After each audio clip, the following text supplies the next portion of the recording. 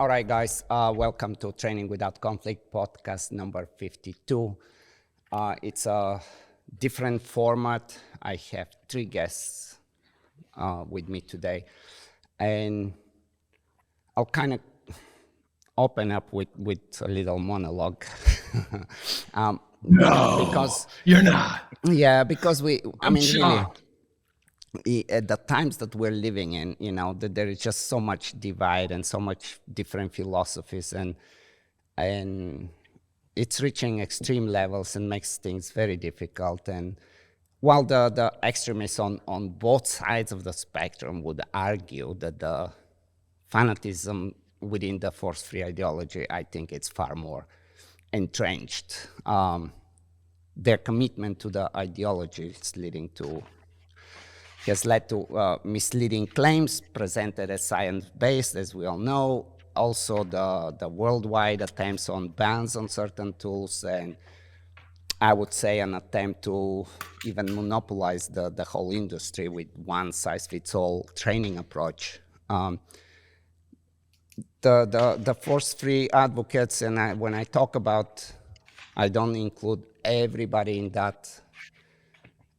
So right from the bat, I just want to make sure that what I'm talking is about the force-free extremists that kind of assert their methods and are not only, the claims that they're not only effective but even superior and also more ethical than anything that might involve any form of aversive. Despite numerous attempts to find middle ground or even debate the claims, no one from their camp has stepped up for a serious conversation. The common refrain is that they won't give us a platform to idolize punishment or something of that sort. While some influential force-free advocates are willing and have engaged in discussions, they maintain cordial demeanor. The conversation often, although, remain vague and ultimately, in my opinion, very unproductive, because we leave out all the controversial topics, the real heart of the matter. It's always kind of gets skirted around, leaving all these important things unheard and unresolved. So it's interesting because being polite is all good, but we need to face the reality. Even the most amicable advocates of force-free training, if given the power, would push for outright bans on tools, electric collars, prong collars, just as an example, right? So as we delve into the conversation, I encourage you that you stand firm in your beliefs and say things that you really stand for. I've come personally to the conclusion that it's very critical for the future of our industry here in the States not to bow to all those extreme, all positive ideology forces, because we know what happened in Europe, and that the chances to happen here are just as good if we don't maintain some reasonable defense to that. So before we get going, instead of me introducing everybody, I think it's better to give you opportunity to give your own credentials and who you are and what you've done and where backgrounds you have, so people that like to take this conversation seriously understand that you're not just anybody in the industry. Although, as you might guess, the attempts to be discredited or labeled as animal abusers after the conversation, they stand. So it's unfortunate, but that's to be expected. We all have experienced that to some degree. So let's start with Dr. Stephanie Cottee. Thank you for making this happen. Like I really appreciate. I know it wasn't easy. You had to move a lot of things around, but here we are. So thank you. Thank you. I wouldn't miss a chance to be on a panel with you, gentlemen. So I try to move mountains for this one. Oh, So Bull, you had to look me up. You didn't know who I was. hey, what I did, I'm like, hey, this is gonna be awesome. I'm so A, excited. a lot of people don't know who I am. Never, it is. Who wouldn't move mountains to work with the famous Expert quilt maker? quilter. That's right. Um, so I'm Stephanie. I am trained as an animal behavior and welfare scientist. I've worked across a bunch of different sectors.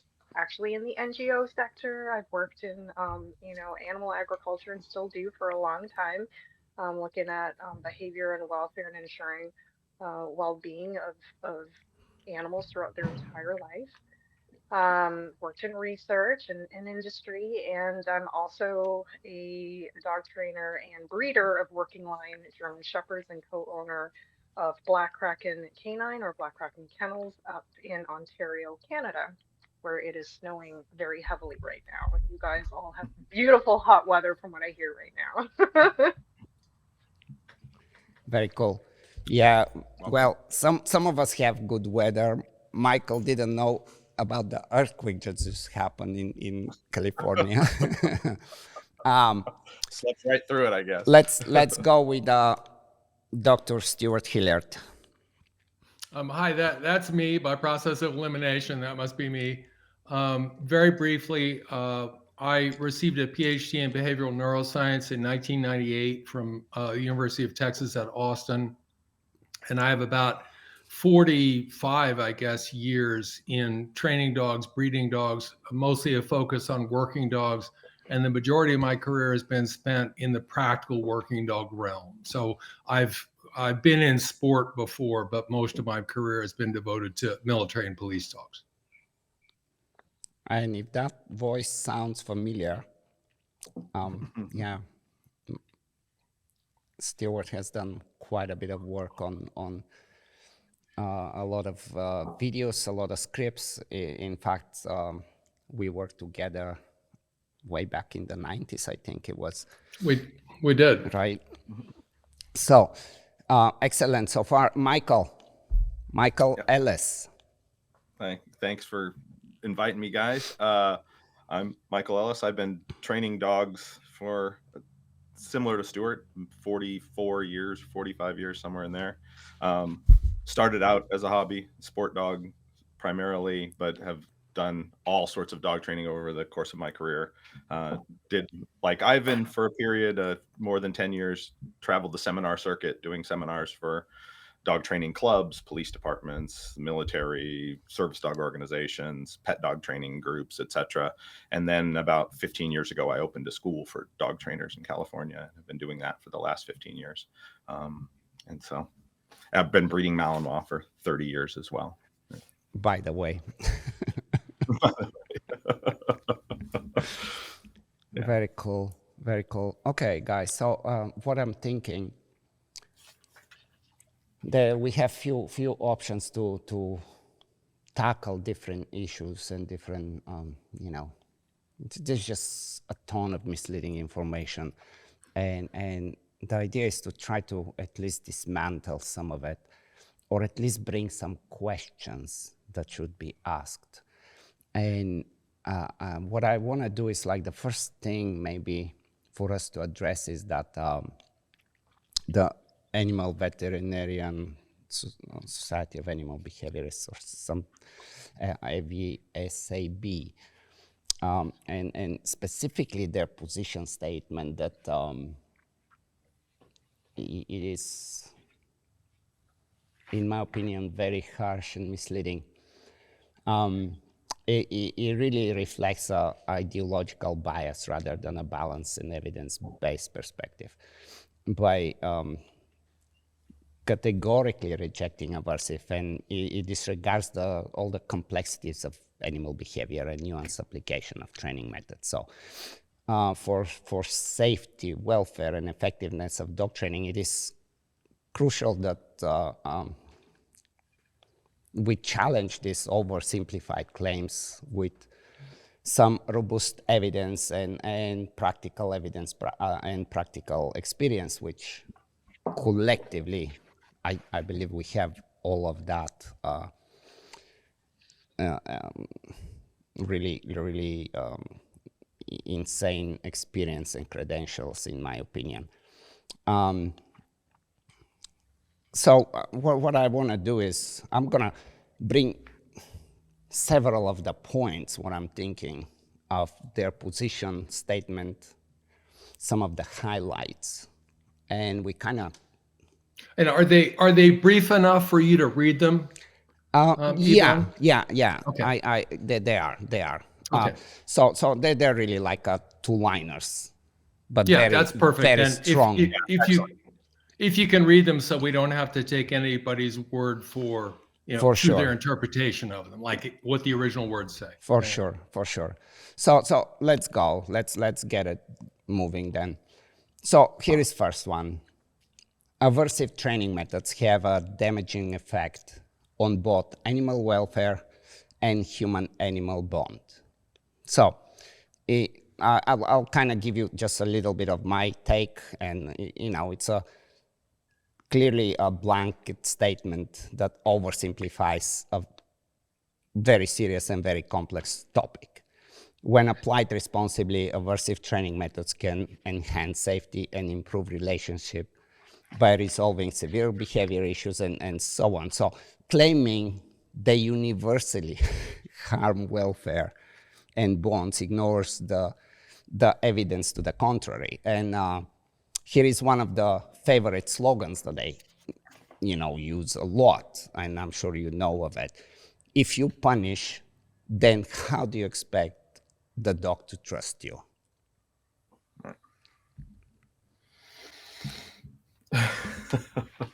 Right? Is that a question for the panel to consider? I mean, no, it's not, but it's Okay. definitely It's rhetorical. Okay. Well, it is a kind of a point that they love to drive, and it's like, okay, no, how in the world a dog will trust you if it gets punished? Well, and the first thing I'd point out is that trust is not a scientific term, right? Well-established scientific terms are things like predictability and control. So if I were to address that question, I would tend to transmute it into terms of, does the dog under training, is the animal able to predict what will happen next? And can the animal control what will happen next?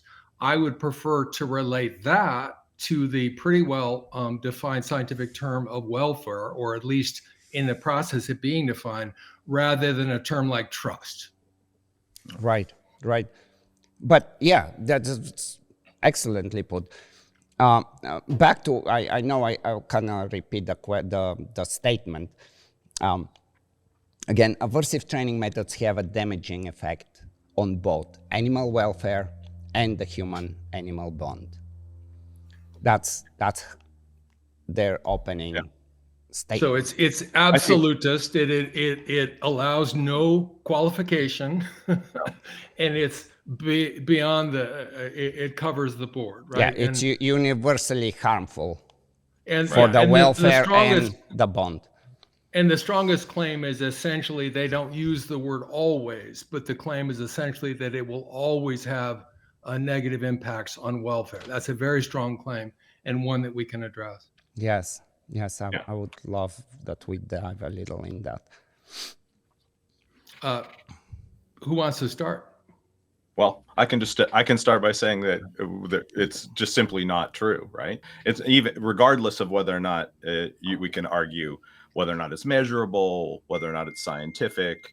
If you've hung around dog training circles for any length of time, then your eyes will show you, if you believe them, that that statement is patently false. There are literally tens of thousands, if not hundreds of thousands of dogs out there that have been subjected to various degrees of aversives in a thoughtful way during their training processes. And they have wonderful relationships with their owners, and they're reliably trained, and they enjoy the work. And it's obvious from the outside. If you have any experience with dogs, then you've seen lots of it. So what they're what you're asking people to do is not believe what they're seeing, right? When we could trot out 100 dogs in 5 minutes that would show you that that's not the case. Yeah. I mean, I would So say one of the, sorry, go ahead, Michael. No, I was just going to say, so there's like, we can begin to collect a body of scientific evidence to the contrary, which is going to be important, right? Since a big part of their argument is this science-based aspect, and that only the reward-based end of the thing is science-based. But embedded in all this, one of the things that bothers me the most is that you're being asked to deliberately discount your personal experiences with animals. You're like, well, no, that's not believable because it's not a part of some rigorous study. Like, everybody out there with lots of hands-on experience, they are being asked to not believe what they see. Right. I would say collective personal experience. Yes, because absolutely. you're not singled out for by any means. Right. Shall I weigh in? Yeah, please. Okay. So what I would do first of all is say, okay, what is the definition of poor welfare? And there are a few ways of defining it. One of them would be, is poor welfare the presence of an environmental challenge, right? So is the presence of stress evidence of poor welfare? Another option is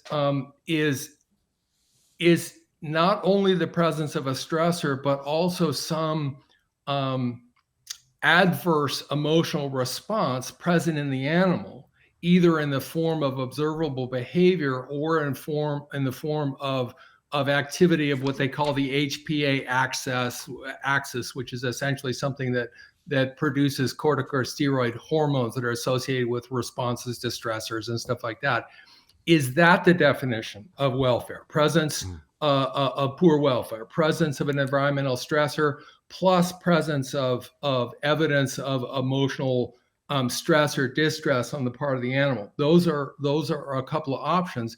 And if you look at the supporting documents that AVSAB cites as being the documents, the studies that support this point of view, what you realize really quickly is that most of the studies, if they have measures of behavioral measures of stress, or even physiological measures of stress in the form of measurements of corticosteroids, they're normally acute. So essentially the stressor is happening and the animal shows an adverse response to it, right?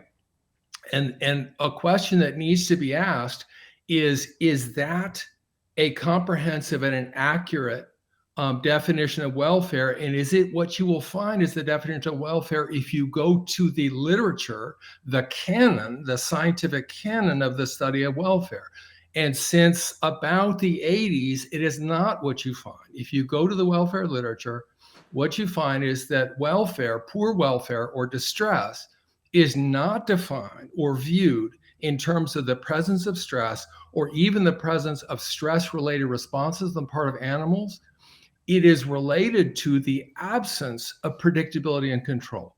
And so the essential view is that stress is something that comes to all organisms. It's a normal part of adaptation and coping, including for domesticated animals. And the question is not whether stress arrives and whether it is perceived as by the animal or the human being as stressful, but whether or not the animal, quote unquote, successfully copes. And the measure of coping is, can the animal or the human being predict what will happen, particularly things that are stressful, although things that are not, we don't think of them as inherently stressful, can be surprisingly disruptive to behavior if they're unpredictable. And then also, can the animal control them? Yeah. And this goes back to the work in the late 80s and the 90s of a Dutch ethologist named Wipkema. I'm not sure I'm pronouncing that correct because my Flemish Dutch is pretty much non-existent. And a man who I believe was his student, whose name is Koolhaas. And they've written extensively on these kinds of subjects. And so again and again, you will presently find in contemporary references in the welfare literature, definitions of stress references to stress that refer not to, is the animal upset? Does the animal seem to feel that something aversive is going on? But can the animal successfully cope? And coping is principally carried out by predicting and then controlling the stressor. The other thing I'd like to point out is that the measures of stress or distress that we frequently see in the literature, they're punctate, they're very limited. They don't go into, they refer only to the animal's immediate point of view, if you will, and they are not inclusive of other hazards to welfare. Like, what is the cost to the animal's welfare of not getting trained? Which actually we will get to in the further in the statement. Exactly. What are the risks of euthanasia? What are the risks of rehoming? What are the risks of death and injury? And then also we have to include what are the welfare risks to the owner of having a dog that has not been successfully trained? Financial, emotional, all kinds of stuff. So when I consider these questions, I consider them under a rubric that I call global welfare, which is inclusive of all of this stuff in a much bigger picture than did the animal look, quote unquote, upset at the time that this training procedure was carried out. Yep. Stephanie. Yeah, to echo that, I think this is a really good segue. Beautiful. Because I think where we get trapped and where this all falls apart and why we keep running around in circles with this thing is because what they're claiming is always, oh, well, the science shows that, punishment or aversive tools or whatever it is, when applied to the animal, they get stressed out, right? They get stressed out. It's like, well, no kidding. I mean, that's not rocket science. But the issue isn't, so to me as a welfarist, animal welfare, and I've said this before and I'll say it again, animal welfare is defined by the quality of life of an animal, not the quality of the moment. And where we get trapped is that they keep taking a snapshot, just like a 2-second, like millisecond snapshot of when you prong pop or whatever it is, or say no, whatever that punishment or aversive stimulus is. It's like, oh, the animal's stressed out. That's it. Oh, and it ends there. They never look beyond, the 5 minutes or the 1 hour or the 2 days or the 1 month afterwards. They never take into account what happens after the application of the immediate stimulus. And to Stuart's point, the immediate response. And I think we get too wrapped up over the immediate response rather than looking at what that response leads to as an outcome for the quality of life of the animal. And we never take into account also, beyond just the animal's response, we never take into account the animal's resilience and the animal to overcome that actual stimulus. That's really important, right? So, and again, to your point, the thing about coping, if the animal isn't coping, well, then that's an issue. That's a problem. And I can totally see, issues with that. But the animal, bounces back. They're happy. The tail's wagging. There's no problem. Everything's great afterwards. Then really, shouldn't we be looking at that? Why are we so concerned about what's happening in that millisecond rather than what's happening overall? The cost and benefit of going to the dentist or whatever, right? Absolutely. Or getting a vaccination or blood draw. Yeah. Okay, let's move on. And I would say, definitely. like, there's a lot. I mean, we may wind up getting into this, but there's also sheltering dogs from aversive experiences does not help them cope with the inevitable aversive experiences that life will throw at them as well, right? So the idea is, go ahead. I was going to say that. I'm sorry, you go ahead, please. You were saying something interesting. The welfare of the dog long term also includes the dog's ability to cope with other stressors. And part of the training process is to get a dog that is fluent in the training procedures so that they can experience the life that we want, right? So that we can open up their life to more options and be able to participate in society, as it were, but also to help them be able to cope with difficulties that they might encounter that were unplanned. And my personal experience, and I'm sure it's true of many people that have spent all of the people here, of course, is that by sheltering dogs from that, their responses to other unpredictable stressors are worse, right? Their ability to recover and bounce back, and the intensity of their responses are significantly higher, right? So like there's the idea that we're building resilience in a dog as well. And if I could follow up on that, the reasoning underlying some of the sort of force-free standpoint is that a completely stress-free life is the objective of keeping a dog.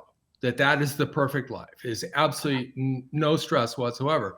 But there's also a literature about essentially the U-shaped function of stress, of emotional stressors, in terms of producing optimal functioning, cognitive, emotional, et cetera. And so I can refer to, I recently read an article by Parihar et al., 2011, basically looking into the effects of mild and to moderate chronic stress on the growth of hippocampal neurons and a bunch of different emotional variables and stuff like that. The implication was that the rats in the experiment that experienced chronic mild to moderate stress as a result of handling and confinement showed better measures on well-established psychological assays of emotional and cognitive function than animals that didn't get the stress. You can also look up stuff like this under the heading of what's called hormesis, which is it's essentially a borrowing of a term that has to do with responses of biological systems to toxins. So the idea is that inoculation with small amounts of poison or toxin renders animals more resistant to subsequent poisonings.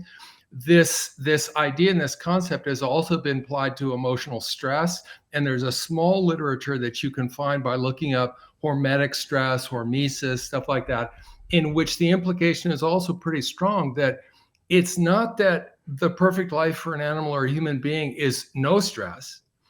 The idea is that it is successfully surmounted normal stress, Right, that creates best functioning, and we can take one step further and go, oh, is best functioning tantamount to best life? And these are the terms in which I think. yeah.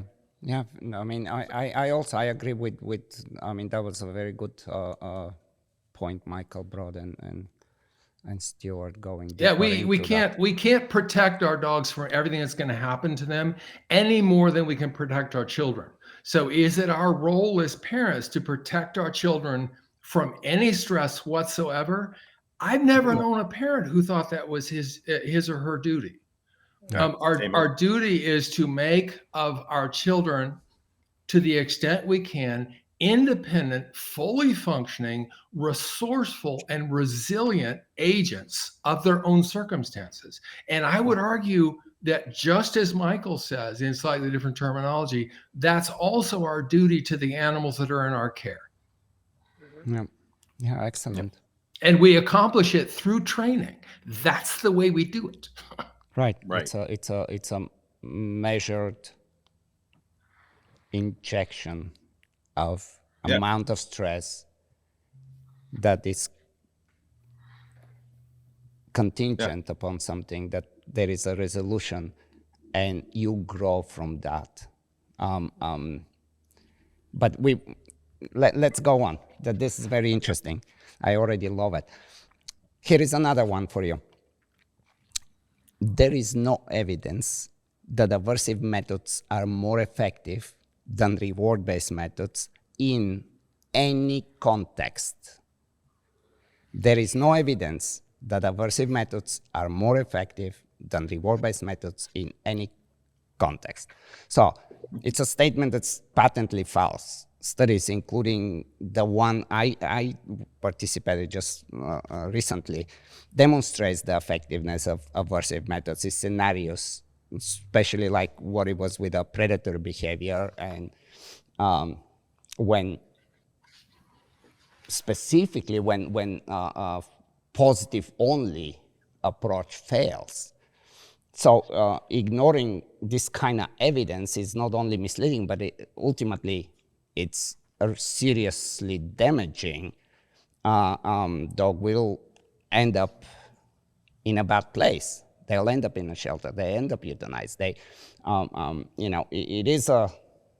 It is a problem, and it is again, it's a very interesting statement. I will say it one more time. There is no evidence that aversive methods are more effective than reward-based methods in any context. Like, how can you be so blunt, right? Yeah. But I think so when it comes to this whole, there's no evidence or there's no science and there's no research around it, partially is, yes, it's true that the amount of scientific published literature in this space is very sparse. We know that, and thank you, Ivan, for trying to fill in some of that void by stepping into that space and trying to do some good science behind that. But I also think, and this is my own personal opinion, is that even in, let's say in a research utopia, let's say you had unlimited funding, you had like millions of dollars, and you had all the resources in the world, you could have all the dogs that you want, and you can run the experiment however you like, even under, let's say, the most perfect conditions to run a really good trial, and you have like 100 dogs in every treatment group, right? Like the way you would with like mice or other rodents. It is my belief that no matter how hard you try, I do not think that you could ever replicate what you do as a professional trainer on the field in a laboratory setting. So, because, like you were saying, you've been training all day, like, I don't know, maybe 12 dogs today, and you're exhausted. And everyone here knows that the way you train the first dog of the day or the second dog or the third day, you're not using the same tools. You're not using the same methods. You're fluid. And things change all the time. And I think where we get lost is we're trying to put a scientific framework on something that's not just pure science. Because when you run, like, let's say a drug trial or a nutrition trial, it's pretty easy to have everything really rigorous according to the scientific method. Everybody gets the same treatment, and you can filter out effects very easily because everything's exactly the same. You can't do that in dog training, because dog training is as much of an art as it is a science, because it's so fluid, and you keep changing it and you keep adjusting it. Like, I know that I've trained a dog, even literally in that same session, I'm going to switch something up. I'll be like, yeah, I don't think this is really the way, because this dog isn't quite responding, or it's a very sensitive dog, or maybe it's not sensitive, or maybe it's just whatever. You have to feel it out, and there's no way you can replicate the changes that you do within that same session into like a scientific study. You just can't, even to the best way. And I think that's partially the problem, is we'll always have that void because of that artsy kind of fluid part. All those uncontrolled variables. Yeah, Right? you can't replicate that. I would also draw attention to it, the fact that I think that question is a silly question, right? The idea that they're basing on an assumption.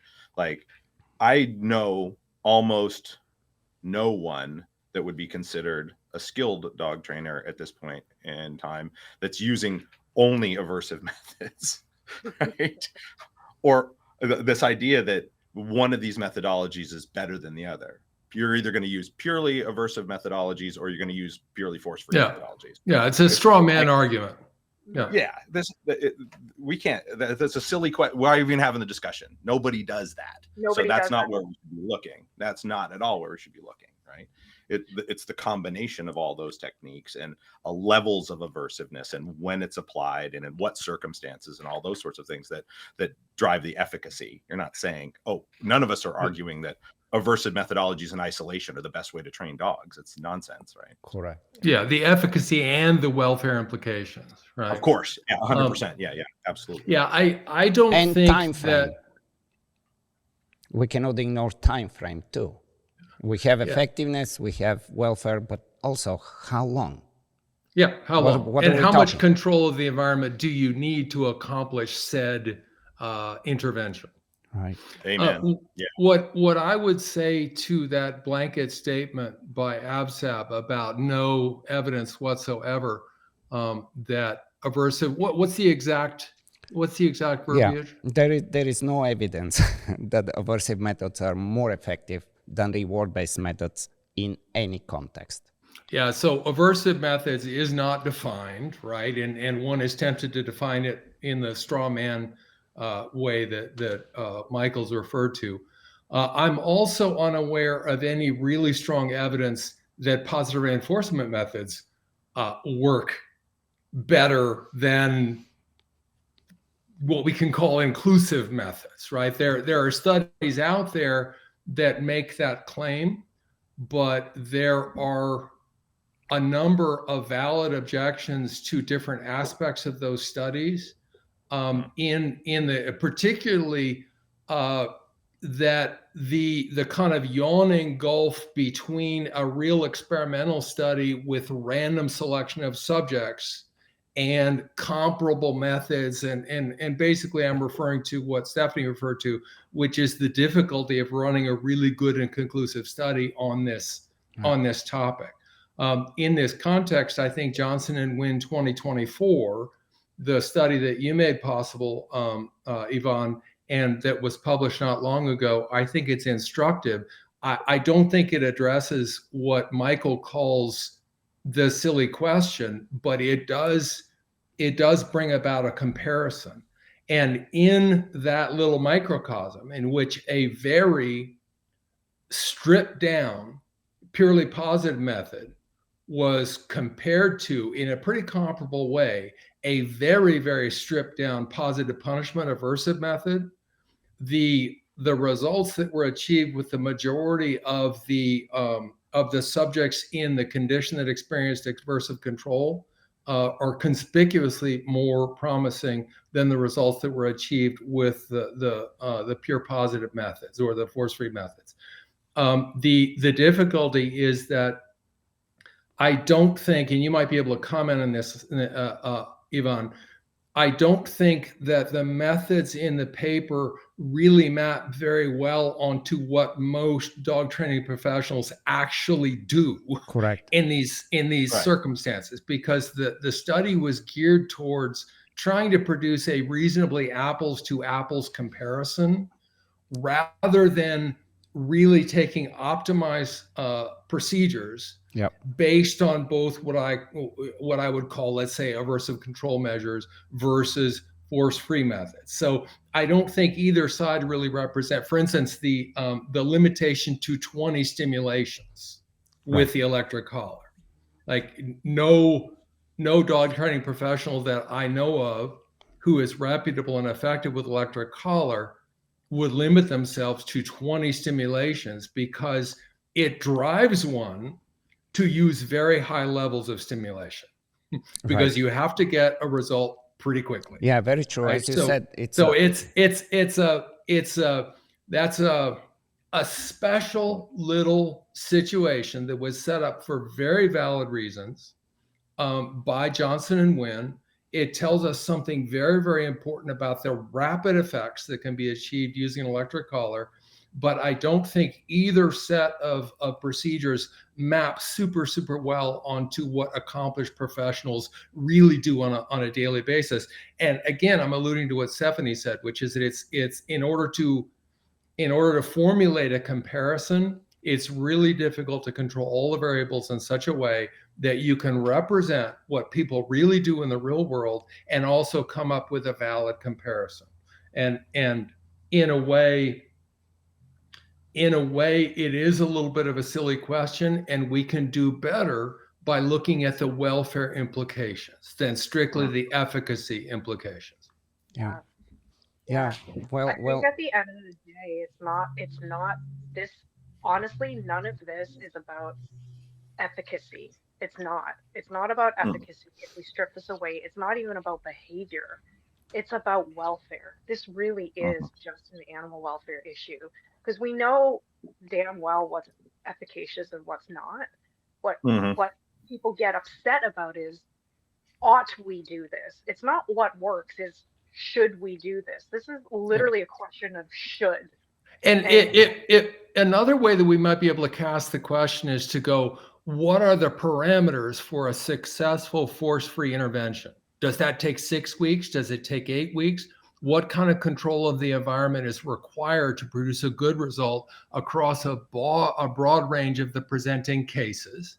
And then what are the parameters for successful employment of a more inclusive for a more inclusive intervention? And I think that's something that we can attack, quantitatively and objectively a little more successfully, and then come up with a comparison of, if you're going to do a really good job force-free, what does it take in terms of time, money, control of the environment, and what are the risks? Because there are risks to welfare of not getting the dog trained. Risk to the dog's welfare, risk to the owner's welfare, risk to the welfare of other animals and other people in the environment, in society, right? So what are the relative requirements and the relative risks benefits of these two approaches? I think that's a less silly question than which one works better, right? Right. And to add Agreed. to that, skills. I mean, it's always, well, I guess any time you kind of pin down some of those really extreme advocates of force-free, they would acknowledge that punishment works. We can argue about the ethical portion of it, but they will immediately jump into, well, you have to have the skill, you have to understand this and this and this and this. Right. Yes. And so you do for any approach that you have to control behavior with. Like, Yeah. like to create a very, I don't even know what word to put in here, but a very comprehensive force-free differential reinforcement program for something, for a dog that has some serious history and some really, dangerous behaviors, that actually time matters on top of everything else. Of course The it does, skill- because the skill of time the is trainer, money, and the right. number of people who can afford the time to do a long, slow fix is smaller than the number of people who can afford the money and the time to do a shorter, more efficient fix. And you know what is also interesting? I kind of always somehow end up bringing it into the conversation is we have dog competitions, and they're beautiful way to compare. And you can compare everything from consistency, from emotional state of the dog, of time that it would take to accomplish something. There are plenty of force-free trainers that do the difficult sports, and the difficult sports for me are the ones that have some competing reinforcer that really jacks them up, and like protection sports are a very good example. There is quite a few other things. Agility doesn't quite have that. Obedience, AKC, doesn't quite have any of that. So I don't want to go into comparing agility with any protection sport, because it's just a very different way to control behavior in a dog, and they work in a very different mindset. But regardless, like if we put all these studies and all this science aside, and we just say, okay, no, we're just dog trainers, we don't know any fancy words, we don't do nothing, but that's how I can train a dog, which is the majority of dog trainers. And when you look at the success that people have, the most successful dog trainers across the board use some form of aversive in their training. It's inevitable. And trust me, the moment somebody comes up and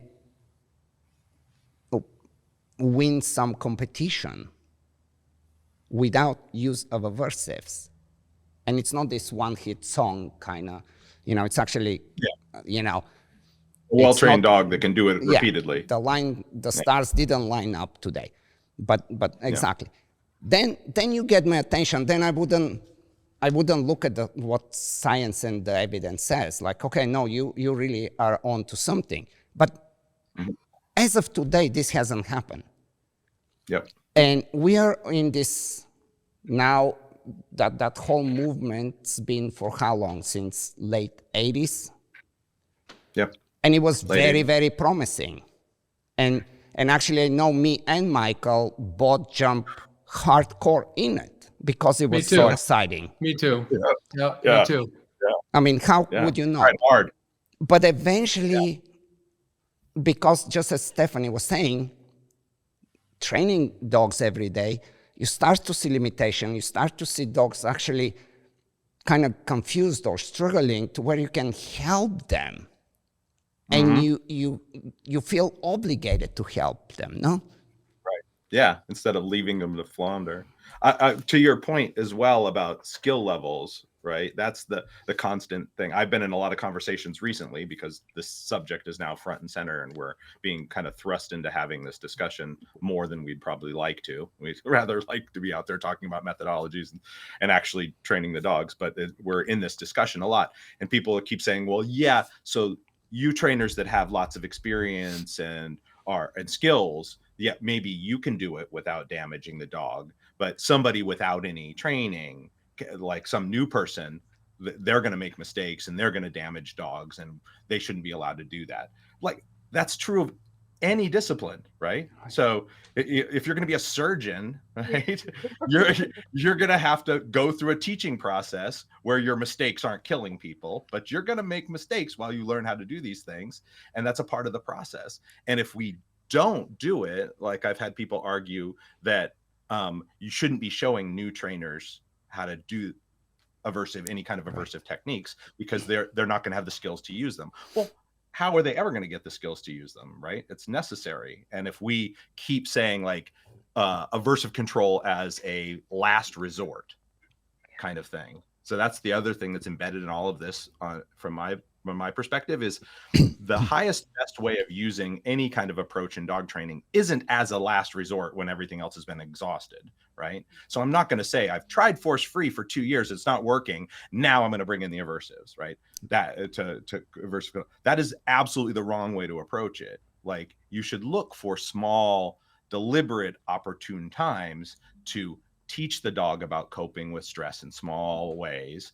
So you build to that. So then when you do need to make a stronger aversive impression on a dog, if it's necessary for a certain dog, some dogs it will be, some dogs it won't be. We all know that. But if you do, the dog's well prepared for all of that. It's not like you took some dog that had no experience and then we decided just to hammer you for this. Right. And so I think there's a whole bunch of stuff there. Like, one, people have to do it to have the skills. So we need that. And two, like, avoiding it until it's necessary is also not the way forward for any of us, right? That's not the highest best. One of the potential topics of discussion that Yvonne queued up for us was discussion of Lima and what's the other one? Life, right? Yeah. And I have only a passing familiarity with both of them. But my main observation is essentially the one that Michael is making, which is that both of them imply that what you're going to do is that the ethical thing to do, the ethically defensible thing to do, is to take a completely force-free approach until the situation dictates that you have to do something in the nature of a last resort. And then when you and the dog are both unprepared, you're going to implement your last resort. And I don't know anybody that I think of as reputable and effective and technically strong that employs aversive control this way. Aversive control is integrated into their method, everything that they do, in the sense that positive reinforcement and many other tools are used to prepare the dog to cope very, very well, to find the solution to situations that may involve aversive control, in particular, to learn very quickly and with manageable stress, how to control aversive contingencies in training. No, very good. Word. Let me give you. Yeah, that he said it a couple of times, and I think it like it just needs to be mentioned over and over again. In terms of welfare, it's well documented in human welfare. It's not the absence of aversive experience. It's the controllability and predictability of them. Right. Right. It's like, are you getting put in a situation that you have the tools to cope with? And so it's not that you're not stressed. It's, are you prepared to handle it appropriately? And is it under your control? Yeah. Okay, guys, here is another one. The learner must always feel safe and have the ability to opt out of training session. So I personally am not sure what to make of this one, really. What does that even mean? I would say it's clearly unrealistic and impractical in any real world scenario, especially if you're addressing some serious behavioral issues. Dogs really don't have that luxury of opting out No. when something, you know, like sometimes safety has to take precedence over comfort. It's like there's just very it sounds beautiful, like all of it sounds in some way like it touches you. It's like, oh, I kind of like that. But then when you stop and think for a moment, the learner must always feel safe and have the ability to opt out of training sessions, or says, right, oh, I don't want to be neutered today, or oops. Yes. So I think you hit it there. I don't know what happened there. Was that deliberate, Ivan? No, I have no idea. But the other thing is you Did touched I on do one that? of them. One of the places that it's most likely to occur is going to the vet. Mm-hmm. Like, so, okay, let's not even talk about teaching your dog to heel or come when called or something like that, which are obviously potentially essential behaviors as well. But your dog has to go to the vet, right? Your dog's hurt. It's an emergency. They're not, like these things. There's no opting out of this. That dog's going to have to go, be handled, restrained, held still, muzzled potentially, because now it's scared and all that. Like, we can't avoid these things. And so, and a force-free kind of approach to rearing dogs does not prepare them for that, right? It prepares them to, as long as they're actively working for reinforcement and the threshold of discomfort or fear or things don't come in higher than that, then they're fine, right? As long as their desire for rewards is overriding it. Now I have a dog whose desire for rewards is not overriding their discomfort, their anxiety, their physical discomfort or whatever, which happens all the time at the vet with dogs. Now that dog is going to be put into a situation where it can't opt out, and it's going to be subjected to procedures that require that it be restrained and everything else. And that is infinitely more stressful than it needs to be because those dogs aren't prepared for that.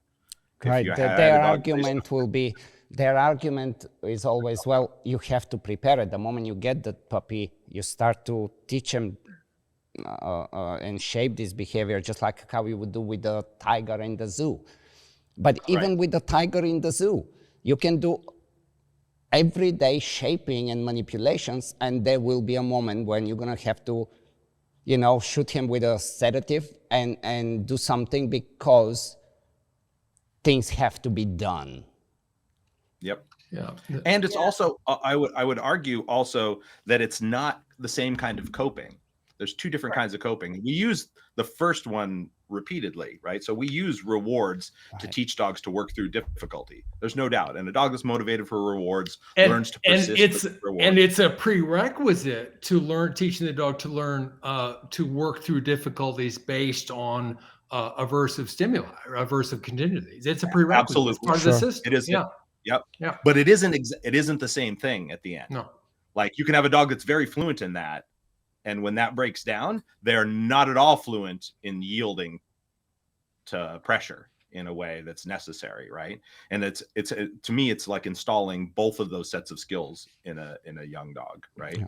In a dog that's being developed, I'm installing their ability to control environments, to work through difficulty with the use of rewards, and also in the absence of rewards, or when the difficulty exceeds the value of the reward for a given dog, and and a different part of their brain has to take over, like the shift in like, okay, I have to do this just to work through this. I'm no longer actively trying to access a reward. That's a different mindset, That's why using reward-based methods up into the point where you need aversives and then just applying an aversive to a dog is not going to necessarily have the intended effect you want, because they don't know how to control the aversive yet. That has to be taught too. Just like they gain control of rewards, they learn from us what they need to do to access rewards, right? And how to do that. And so, but they're not born doing that. That's a learned skill, right? Just like learning to work through to aversive difficulty is a learned skill, right? Yeah. I'll give you another one. But before we leave that one, also that statement from AVSAB is very much like saying that not only is the dog capable of giving consent to training, but that the dog must give its consent to training. And my response to that is to say, okay, well, if I give the dog both of those rights or properties, right? Does this mean also he must consent to me not feeding him as much as he wants? Must he also consent to me not allowing him to eat the stuff he found in the corner of my yard, which may be toxic? Does this also conflate with all kinds of other, for instance, must my child give his or her consent every day to going to third grade? And if the child does not give its consent to going to third grade, does that mean the kid's not going that day? Not many parents would say so. Right. Right. So if we expand this almost outrageous, to me, blanket statement, it becomes nonsensical. If we begin to apply it, it's a reduction to absurdity, right? We can take that statement and apply the rhetorical device of reducing it to its absurd essence by applying it in a bunch of other situations. Go, there's all kinds of situations where entities, sentient entities, in our fostership, our care, are not expected or required to give consent for us to do things that we have, in a well-considered way, decided are in their interest. Yeah. Mm-hmm. And ours too. Our interest also applies when it comes to taking care of dogs. Do you think that there's just a shift in like what's going on is partially due to just a massive shift in our culture and our understanding of animals? And what I mean by that is it goes beyond just training. I think what's happening is that we're just sort of the recipient of a change in culture, and you can even see that in our language. Like, we used to be dog owners and now we're pet parents. Guardians. And I see that, yeah, pet parents, guardians, but parents a lot. Like, we never used to say that before. No. I'm also seeing like nail polish on poodles. I saw that at Walmart a couple of weeks ago, and bizarre like pink cardigans, and we're trying to change them into children, and I think fur babies is mamas, right? Yeah. And I don't know if this is just Stuart has a really good rant on fur babies if you ever want to hear one. Yeah, I have a rant on fur babies. That, right? But like, we're here like a working dog group, and I don't know if there's just this digression between sort of the average pet parent and the culture that's sort of pervading there. Well, we're the recipients. We're the lucky recipients of 40 years of steady development of the sophistication and the technical capability of positive reinforcement methods in dog training, right? So we are the happy recipients of this amazing behavioral technology that's allowing journeyman dog trainers of no particular distinction to regularly obtain levels of technical performance that were basically confined to geniuses 30 years ago, right? So that, and all of us, Yeah. I think Michael and myself and Yvonne, and I'm not sure how long you've been in it, Stephanie, but I think all of us have been in dog training long enough for our attitudes towards what we regard as acceptable in dog training to shift enormously under the influence of the positive reinforcement revolution, and also the what I call signaling revolution, which means the ability to develop communication systems with animals. So we're the happy recipients of, the best dog training of all time, and hopefully we're making a contribution to making it even better in future years, or at least, my personal. I think Yvonne and Michael can claim to realistically to be making dog training better in future years. I just hope to personally be a little bit better in coming years.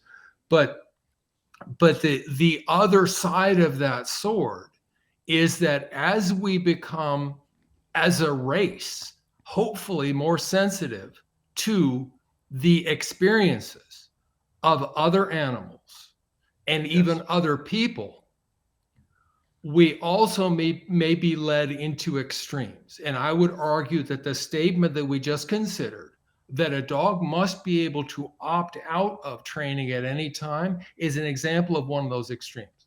Mm-hmm. Yeah. Mm-hmm. Yeah, it's crazy. And I'll tell you, we are hitting right into the next thing, which is, we'll go back to anthropomorphism too. So here it is. Dogs trained with aversive methods were more pessimistic on average compared to dogs trained using reward-based methods.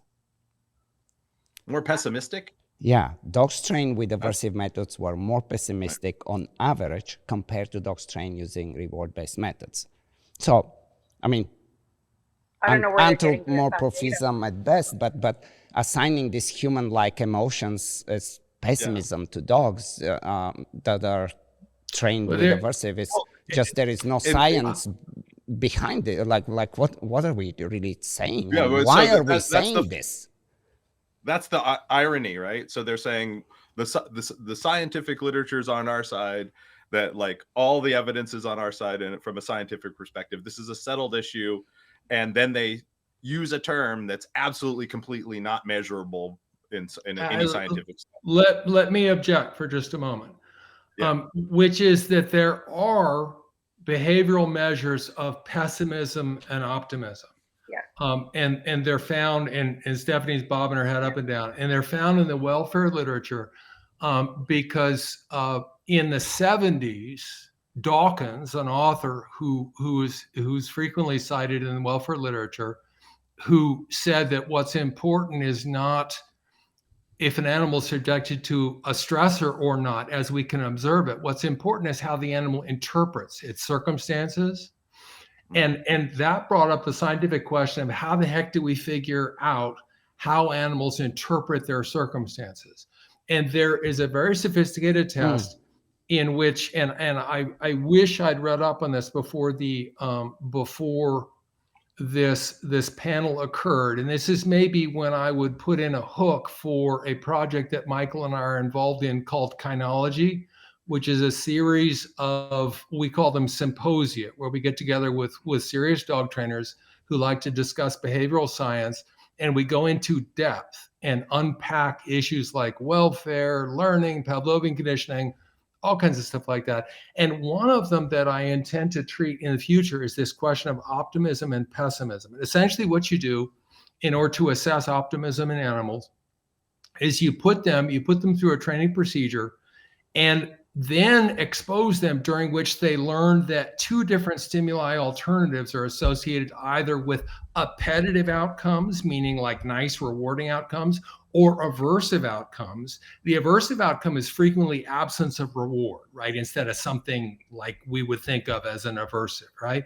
And then the animals are confronted with an ambiguous stimulus.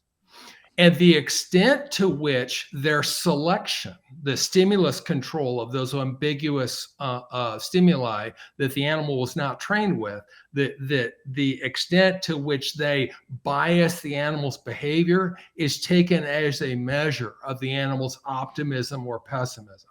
So there are results that show that, for instance, animals after physical restraint, and this is a subject of inquiry in animal welfare journals, because they're greatly concerned with the experience of agricultural animals that are often not trained for things like restraint. They just get restrained, right? So the question is, what is this experience like for your average sheep who needs to be sheared or whatever? And one of the ways to ask the question is to put them through this test. And I'll have to look it up for you, Yvonne, so we can title it. No, that's very interesting. Yes. But it's a well-established test to try to look into the experiences of animals.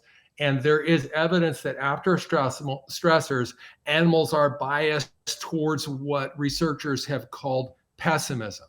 Now, given the fact that this data exists, this science exists, that does not mean that the claim that AVSAB makes, the huge blanket sweeping claim, is substantiated.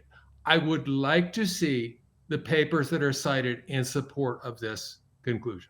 Yeah, because I mean, I totally get now that you kind of and let me, before we, I think Stephanie might be a little more polite than the rest of us. Interruptive toxic men. Did you have it? And this is your area of expertise, Stephanie. Is there anything you'd like to add to what I said? You're absolutely correct. And even some of those studies about like showing them, the two different stimuli and the one in the middle, which is ambiguous. Yeah. Can you remember what that test is called? I can't remember it. Oh my God, I forgot what it's called. I know what you mean. We should look it up and then we'll like insert it. But there is an actual standard name for that. But even that test, is fraught with some difficulties there too. Like for instance, they'll give an animal. My colleague just did this with pigs. Look at a white panel and then a black panel. So those are your two, ones associate with positive and the other ones associate with negative. And the negative is absence of reward, right?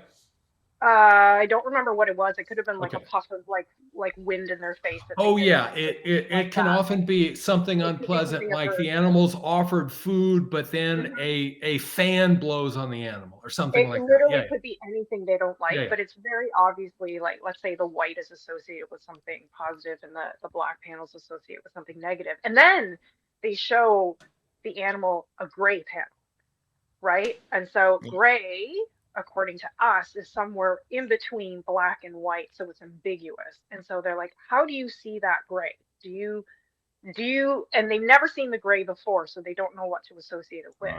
I see what you're saying. So then they go, okay, well, I think, like, if I'm the pig that always got something good, I'm gonna associate it with the white panel versus the dark. And if you're pessimistic, you're gonna associate the gray one with the black because it's somewhere in the middle. I would even say I've never thought that was a good test. No.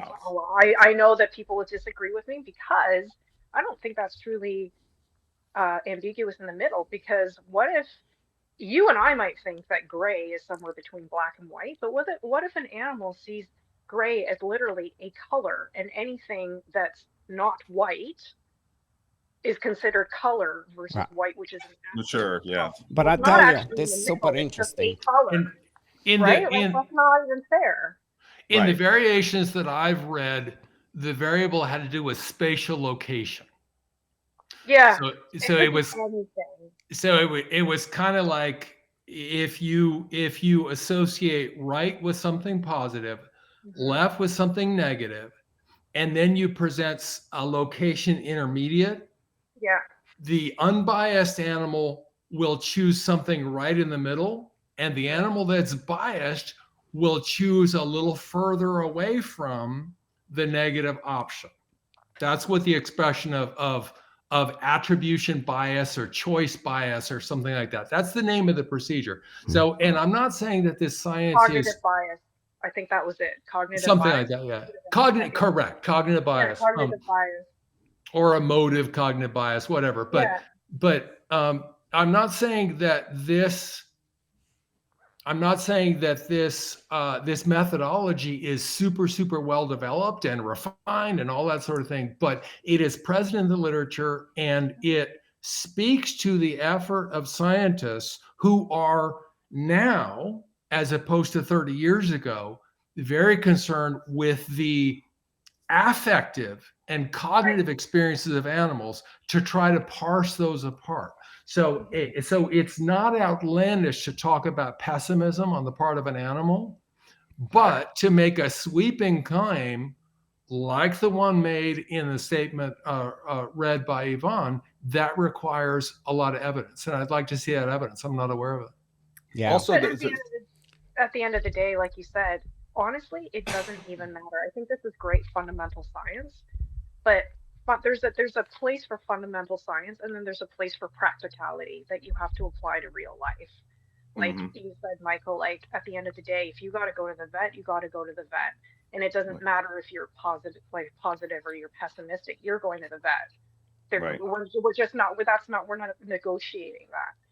So how do we take that science and then apply it into practical applicability? At the end of the day, we have to make decisions. Right. I would also say that my experience in Stuart, you and I had a conversation about this. A lot of the studies on aversive control, the scientific literature, when they measured kind of after effects, they measured it immediately after in many cases. And this would be the same kind. I would like to see the structure of this kind of thing. But are they actually talking about it changing the animal's worldview to be pessimistic for life? Right. And that's what's implied in there, right? This idea that if you ran this experiment on a dog, and then immediately after that experiment, that dog may show some hesitancy to interact with an ambiguous stimulus of some kind, right? Is it still there a month later? Is it still there 6 months later? Is it like, so that's the other thing when we start talking about all kinds of aversive experience, right? We talked about it earlier. It's not what's happening in the moment. And immediately after an aversive experience for a dog, they might be careful. They might be hesitant. They might be a little not ready to interact with things. But does that bleed away? And did they learn something from that was valuable? And it has not ultimately colored their entire worldview going forward. And I think that's the thing. They're implying that any amount of stress that's measurable at a point is permanent. Right. And that's part of the scare tactic involved in it. Like, you may not even see the damage in the moment to the animal, right? But it'll crop up down the road somewhere, right? So when you're being asked to say like, well, yeah, look, that dog didn't look like it was very stressed, but trust me, you're doing damage, right? And it's sort of the same thing. They're implying there's long-term effects, which I'm sure that has not been looked at in any meaningful way, and not in a structured way. And there is so many other factors, really, actually. Not to totally go off rails here, but like going back to what Stephanie was saying with the black, white, and the gray in the middle. I mean, considering the interaction of affect and arousal and how the brain feels at that moment can choose to be positive or negative experience just because of projection.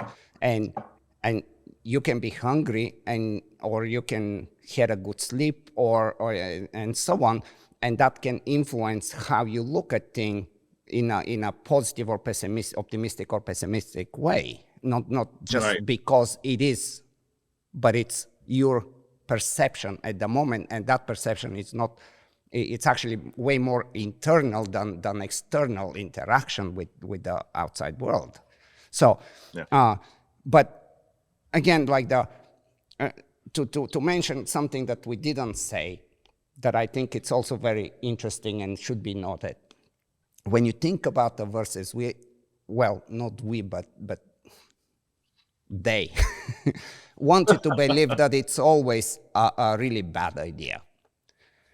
And when you look at any game, being two dogs playing, being a football game, or like, the most interesting interactions that are playful interactions involve certain element of aversive experiences.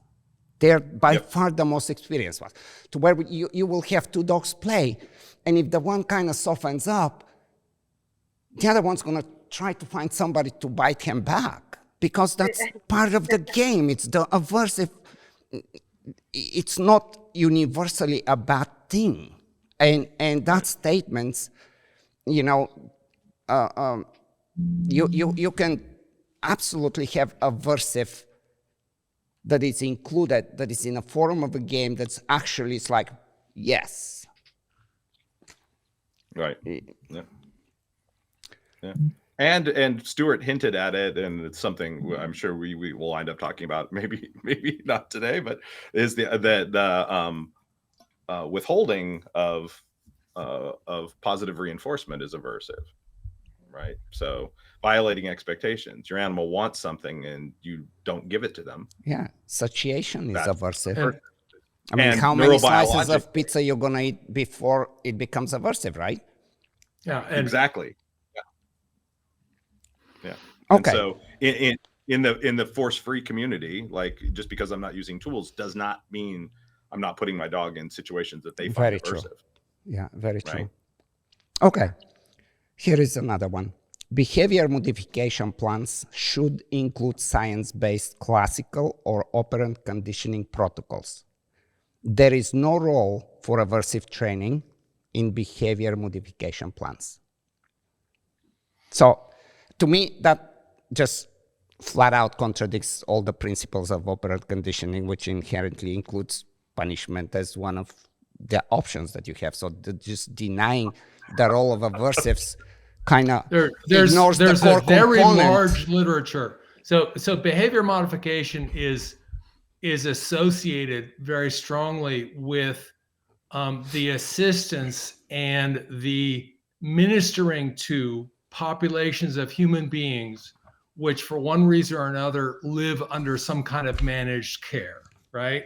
So when we talk about behavior modification, yeah, we're talking about dogs and so forth. But if you talk about behavior modification literature, you're very, very often looking at human populations, right? And there is an expansive literature in the behavior modification canon about the use of positive punishment to deal with severe adjustment problems like head banging, self-mutilation, aggression, all kinds of stuff like that. So it is, especially when everything else fails. It is factually utterly incorrect to say that the use of aversive contingencies does not play any role in behavior modification, because it does. Historically, it does. Yeah, we haven't. I mean, as long as, and it's been. Go ahead. No, go. I was going to, and Stuart, it's been shown to be effective as well. Oh, yeah, quite often effective. with severe problems, with severe, compelling behavior problems that affect human population. And when you look at the alternatives to not do it, that there is, like when everything else is failing, and now you really have to decide. And this is a lot of times the problem. Like you have a volunteer in a shelter that's taking dogs on a walk, and then there is that dog that cannot go on a walk. Why cannot go on a walk? Because nobody can gain any control and feel comfortable to take him out on a walk. So, I mean, that's like the mild option. But that goes down the rabbit hole to euthanasia road, right? And I just lost my thought here. I got too excited on this one. It'll come back. Yeah. Yeah. So AVSAB can redefine behavior modification if they wish as being exclusive of aversive control. But I would like to see comprehensive evidence for why. Yeah. Because behavior modification would seem to include the idea that we're going to control and modify behavior using instrumental and Pavlovian contingencies. And really, Yvonne's already pointed out that those contingencies include, there's a lengthy history and tradition of those contingencies, including aversive contingencies. Right. It has just think of the very simple thing when they say there is no role for aversive training in behavior modification plans. Does that mean that you cannot really even say, hey, don't do that? Right. And There's have a a culture of dog consequence for doing it. There's a Yeah. whole culture of dog training now that say don't even use the word no. Oh yeah. Like I don't even understand what, like, that's just insane. And Yeah. and eventually a pet owner is trying everything. You know what happens quite often, and I think, I don't know if you guys kind of encounter this, but I've had people that come to me for training with a dog that's been through several, all positive, and they feel ashamed and guilty, and like Yes. like ultimately they are blamed because they're not following the protocol right. Not that the protocol sucks, but they are not capable to follow it. And it just all around becomes a very, very bad experience, and there is no outcome that needs to happen literally today. Like, we don't care, and it's still questionable in 2 years if we're going to succeed. What do we do these 2 years, right? Right. Yeah. Yeah. Yeah. And much of it's implied, I think, as you go through the rest of their statement, like the rest of the ASPA's statement, is there's a whole host of things in there about management protocols that, Right. like, if you're going to deal with behavior mod, that you're controlling your environment, it may be necessary, medication may be necessary, all those sorts of things. And anybody that's been around and looked at a lot of those protocols for even moderately difficult behavior issues, not even super difficult, intractable ones, right? Yeah. That the management protocol and the cure, as it were, are almost impossible for the average person to implement. Like, unless you decide to move, you don't live where you're going to live. You can't walk out in your neighborhood. You get, like, all these sorts of things. You have to be able to control your environment to such a degree That's that exactly, it's yeah. just The not person one possible. of that I one of the had in mind, demonstrations, one of the demonstrations in Johnson and Win 2024 is that food reinforcement competes very, very poorly in a population of dogs selected for predatory pursuit, competes very, very poorly with the rewards intrinsic to predatory pursuit. So the implication is, if you desire to instill competing behaviors, differentially reinforce other or competitive behavior or incompatible behavior, then what you're going to need to do in the meantime is make sure that your animal is not confronted with any stimuli eliciting predatory pursuit ever until you're done with your fix, right? Or until you're prepared, which demands an extraordinary control of the environment, which in my experience, very, very many clients cannot achieve because of real world practicalities and constraints. right? There are literally people that are walking their dogs at 3:30 a.m. simply because to try to avoid problems, Yeah. Yeah. Yeah. So here is your next one, which kind of goes a little bit, and I do want to talk about the study eventually. Hopefully And let we have me time. go back. Yes. And that's a welfare issue for the owners. These Right. people are doing this because they love their dogs. They are in distress. It is profoundly stressful to own a dog that causes anxiety, that causes shame, that causes expenditure of mass amounts of money, that causes frustration, inconvenience. That's the owner's welfare we're talking about there. It's not just the dog's experience that matters. It is also the guardian's experience that matters. But that also ties back into the relationship with the dog, because welfare, we always think about the animal welfare as just the animal, but there's the caretaker welfare, and if the caretaker's welfare is poor, the animal is not going to benefit from that. right? Like the better your welfare is as the owner, the better the dog's welfare is going to be as the recipient of that. And they're Yeah, going to feel agreed, that agreed. frustration and anxiety. I mean, if you start resenting your dog and you're not enjoying your life with your dog, I guarantee your dog does not have an optimal level of welfare. Yeah, Amen. very It just good doesn't. point. Yeah. Yep. All right, so there is the other one. Cortisol levels. Cortisol levels are higher in dogs trained using aversive methods indicating stress and harm.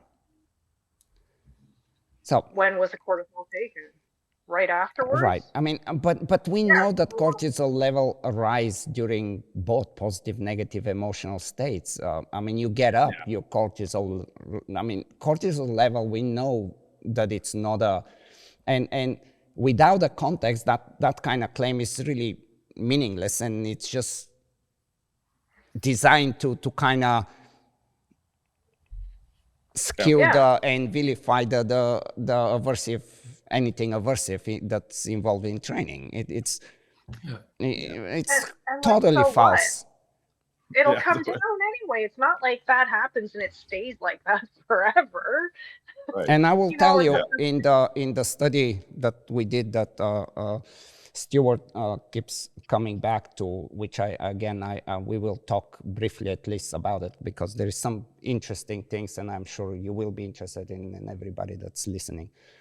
But in that study, if you look at the charts of cortisol level measurements, the force-free dogs were off the roof because they couldn't stop running.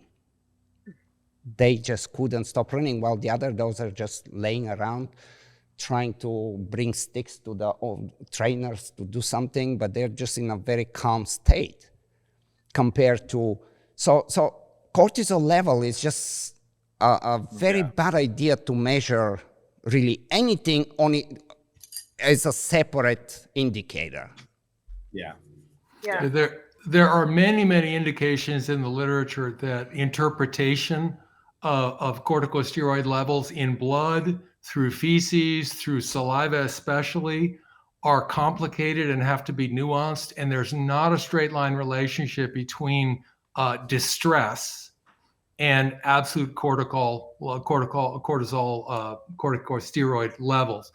In particular, I'd refer the listener back to the work of Kohlhaas, in which they show a really interesting plot showing substantially higher corticosteroid levels as a result of sexual encounter on the part of a male rat with female rats than on the part of rat encounters with electric shock, significant electric shock.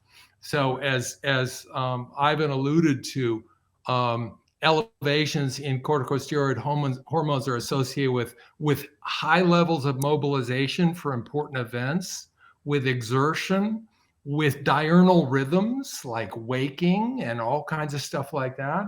And what Kohlhaas and a large number of contributors to a paper, the name of the publication date of which I cannot remember, what they say is important is essentially the rate of recovery of a corticosteroid spike, not the absolute magnitude of the corticosteroid spike.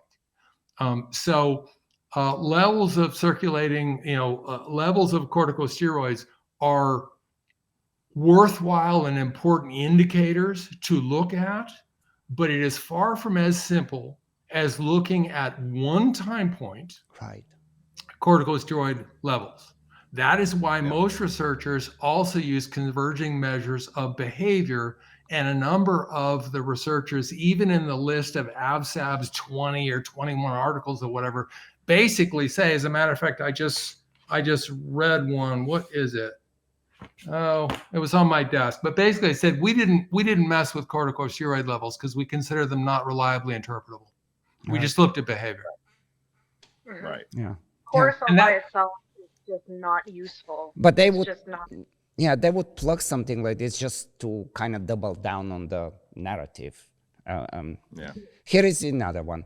All animals learn best when given appropriate structure, routine, and guidelines. Sure. However, I don't disagree. I know, yeah, we're in perfect. I'm okay so far. However, it is imperative that these boundaries be taught without the use of fear, intimidation, or pain. So they're using emotive terms, right? Yeah. They're using emotive terms and saying, I keep hearing people, these force free trainers, so we really need to do better for our animals and move into a space where we can start training without the use of fear, intimidation, and pain. And it's like, but who's doing that? Right. You know what I mean? Like they're making some value judgment And using even, fear expecting to teach boundaries without confronting the undesirable behavior, it's naive. It's just, Right. how do you go about that? And we're back to really unmeasurable things as well. Here we are again with a whole bunch of, to Stephanie's point, emotive words that we have no way of measuring. So if you say fear, like, what do you mean by that? How do we measure it in dogs? And what's the difference between fear and mild anxiety? And in human beings, certainly we know that we will seek out certain types of activities that Correct. are kind of scary. Right. Correct. There is a There's thrill-seeking an excitement personality. with Yes. a certain level of anxiety and things like that. There's an awareness. There's a lot of stuff that's happening there. And like, that's a blanket statement that could all be lumped under fear. And there's everything from tiny levels of mild anxiety to catastrophic fear where you're paralyzed and can't move, and everything in between. And how are you getting that information from a dog, right? Well, there's the terminological difficulty, and then also there's the implication that if you use aversive control, that you are generating fear, you are exploiting intimidation. And what was the other adjective? What was Pain. the other noun? Fear, Yeah, intimidation, right? and pain. That's what you're doing, and that remains to be demonstrated. I don't think anybody here is endorsing the use of fear or intimidation in dog training. What we are saying is that we think that there's room in dog training for the use of aversive control. I think you'd all agree with me that one reason we think that's the case is that very efficient and very effective aversive control can be conducted in the absence of evidence of strong fear or intimidation techniques or any of that kind of stuff. And one of the interesting things is that many critics of aversive control techniques in dog training appear to know very, very little about the ways that aversive control is employed by technically strong dog trainers, right? In particular, they focus on positive punishment as a sort of a blanket term for the use of any aversive control, and they appear to be not considering, or I dare say in some cases, ignorant of the use of negative reinforcement and escape and avoidance conditioning in dog training. So one of the places where you see fear mentioned most often in the canon of psychological literature is in the context of escape and avoidance learning. And so, for instance, if you go back to the work of Solomon and Wynn, they refer to a traumatic avoidance learning. Condition suppression was and often still is called fear conditioning in rats, et cetera. So these kinds of intuitive terms were used to get at what might be the motivation or the emotional experience of animals that were undergoing procedures in laboratories directed at looking at the way that animals deal with aversive and learn about aversive contingencies. But one of the insights is that, and this arises from recent neurobiological studies. I would direct the listener specifically to the writings of Christopher Kane, who I think is at the New York University School of Medicine. And one of the lessons of recent neurobiological studies of avoidance conditioning is essentially, in Kane's words, the relevance of a motivational construct of fear becomes less and less relevant, becomes less and less in the context of avoidance conditioning. And instead, we have to evoke things like habit formation and a positive reinforcement process based on safety signals instead to explain what's going on in avoidance conditioning. And another, a very eminent scientist whose work I admire a lot, Susan Minica, in many different convergent ways, tested for fear in independent ways, tested for the presence of fear in animals that were showing very, very high levels of avoidance responding in shuttle boxes. Shuttle box responding, where the animal goes from one side to the other in response to a signal that says, hey, an electrified grid is going to go on, was explained by Maurer in, I think, the late 40s or the early 50s in terms of essentially Pavlovian fear conditioning.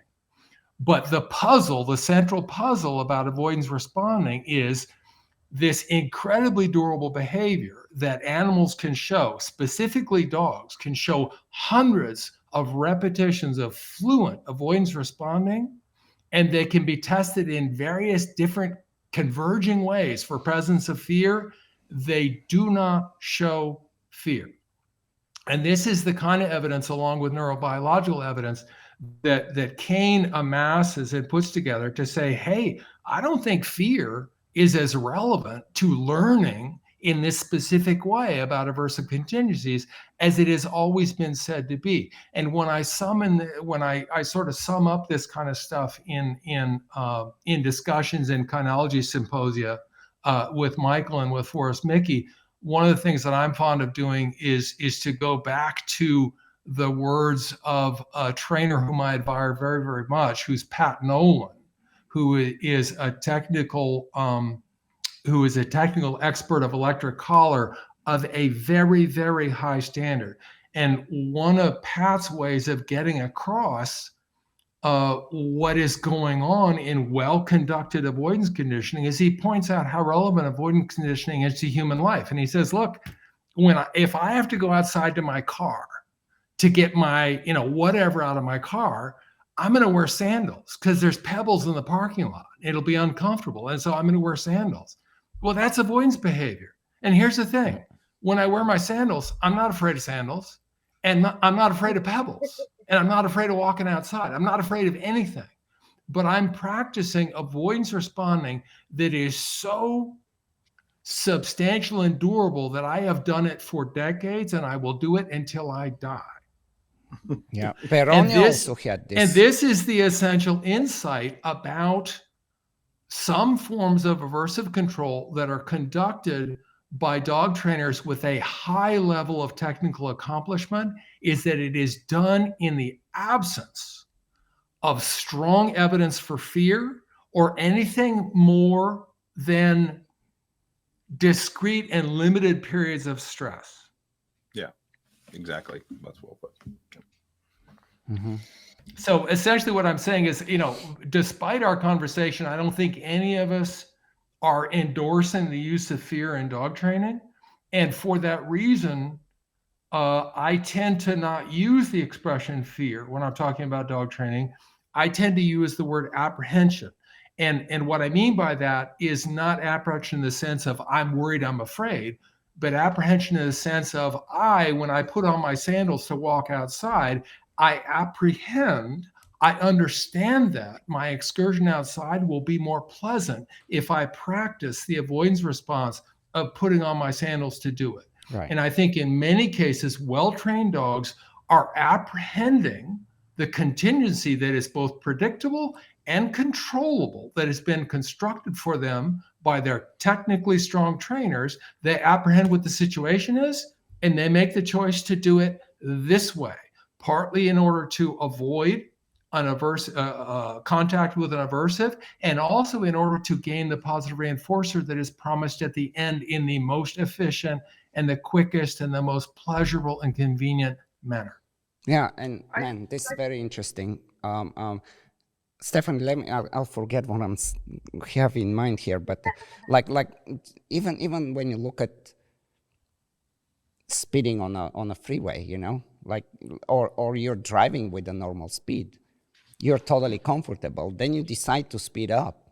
You're a little bit afraid that you're going to get caught, but you're willing to get caught, and you're actively pursuing that element of fear. And what we need to kind of, fear is such a broad, like we cannot just keep piling things that everything means fear. There are levels, as you Michael was saying, and you know, and some are very, you know, there is a whatever functional punishment, and like contingent upon, I'm gonna speed up right now and I'm gonna take the chance, but I hope that I'm not gonna get caught. I'm a little bit afraid that we'll get caught, but I'm very willing to take my chance, right? Absolutely. Yeah. It's not That- universally a bad idea to be afraid a little bit. And I mean, imagine if we are not afraid. I mean, Right, you do we something. were dead. We don't have that podcast. Yeah. No chance. No chance. Yeah, absolutely. Every living thing is And- avoiding and we can watch- escaping. We can watch dogs that the initial driver for some behavior was fear or anxiety. We see it all the time in reactivity Yes. cases, and in protection work, and in lots of places where we deliberately put a dog in a position of some discomfort, like psychological discomfort. They're obviously anxious. There are obviously some fear. There's some avoidant behavior, all that kind of thing. And with proper education and opportunity, they'll start to seek those situations out. Like, you can watch a dog go through a period of fear and then decide that the activities that they exhibited under in that state of mind become reinforcing to them, and they'll seek those activities out when they're not afraid anymore, right? Routinely. We see this in protection work all the time, right? When we manipulate defensive aggression and things like that. There's a period where a dog who's going to be afraid, like some level of anxiety, they respond in a certain way. And it doesn't take much practice for those dogs to begin to say, like, hey, I like this, actually. I'm seeking it out. They'll show you all independent measures of attempting to engage in that activity and be very persistent about it. So we have a complicated relationship with fear and anxiety anyway, right? To some degree. Yeah. And the idea that going through life without it is, of course, nonsense. But we have places where we deliberately seek it out on purpose, right? And I think dogs are no different. Like anecdotally, like I've watched dogs do it for so long that you just know.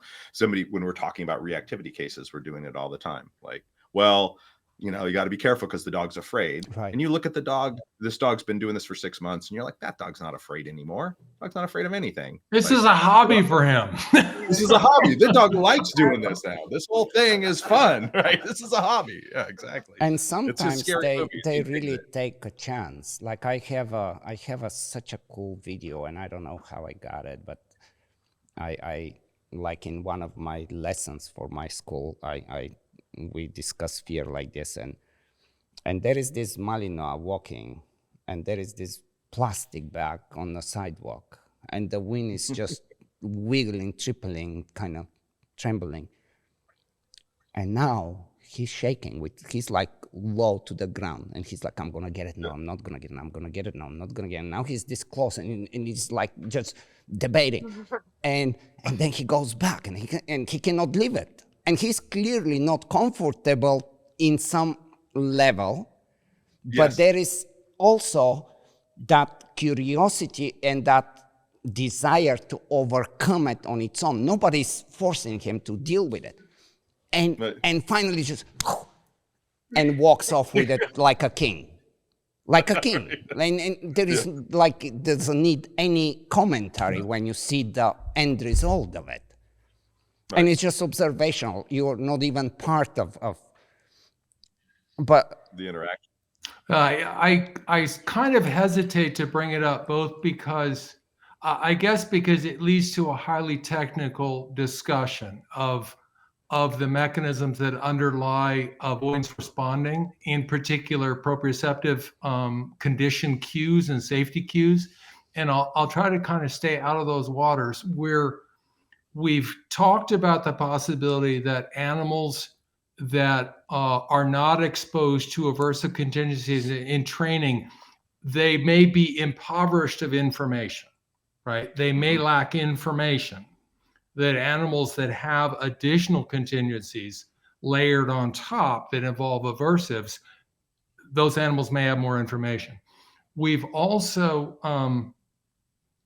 discussed the ways in which stress is inevitable, so that we may do a disservice to a dog that we spare from all stress possible, when later on he inevitably encounters stress without the inner capacities and the learned resilience and the learned coping that would ease the animal through that experience. What we're starting to, and then we talked about nuanced descriptions, definitions of welfare, et cetera, et cetera. And now we're on entirely more provocative ground, because I think what Yvonne is flirting with, and in a way Michael is flirting with, and something that I'm willing to consider as well, is the question, do we impoverish dogs that we protect from all stress in training? Mhm. And when I contemplate this question, what I think about are the role of proprioceptive feedback cues. Proprioception, these are the sensors that tell me what the parts of my body are doing, so that I can shut my eyes and I can move my arm, and I know how my arm is traveling through space. And if my arm is paralyzed, but I still have sensation, and you move my arm, I still know where it winds up in space, right? These are proprioceptive cues. And there is a long and a dense literature about the role of proprioceptive cues as Pavlovian CSs associated with responses that avoid unpleasant outcomes. And essentially, there is evidence that these things become positive reinforcers, not negative reinforcers, but positive reinforcers. What I relate this to is my personal experience of what I call peak experiences. So when I was younger and stronger and dumber and every other thing, I engaged, and I still occasionally engage in some high-risk activities: whitewater kayaking, riding dirt bikes, riding street bikes faster than the police want me to, and stuff like that. And if you talk to people, Michael was a rock climber. I think Yvonne, you're studying jujitsu now. Stephanie, I don't know you, but you look like a sportive person. I'll bet you we can identify something that you do for pleasure, that you eagerly seek out, that is associated with risk, right? And my experience of engaging in risk associated with sports, where there are consequences for errors of technique, is that the reinforcement is a product of having executed a difficult motor skill correctly. Mm-hmm.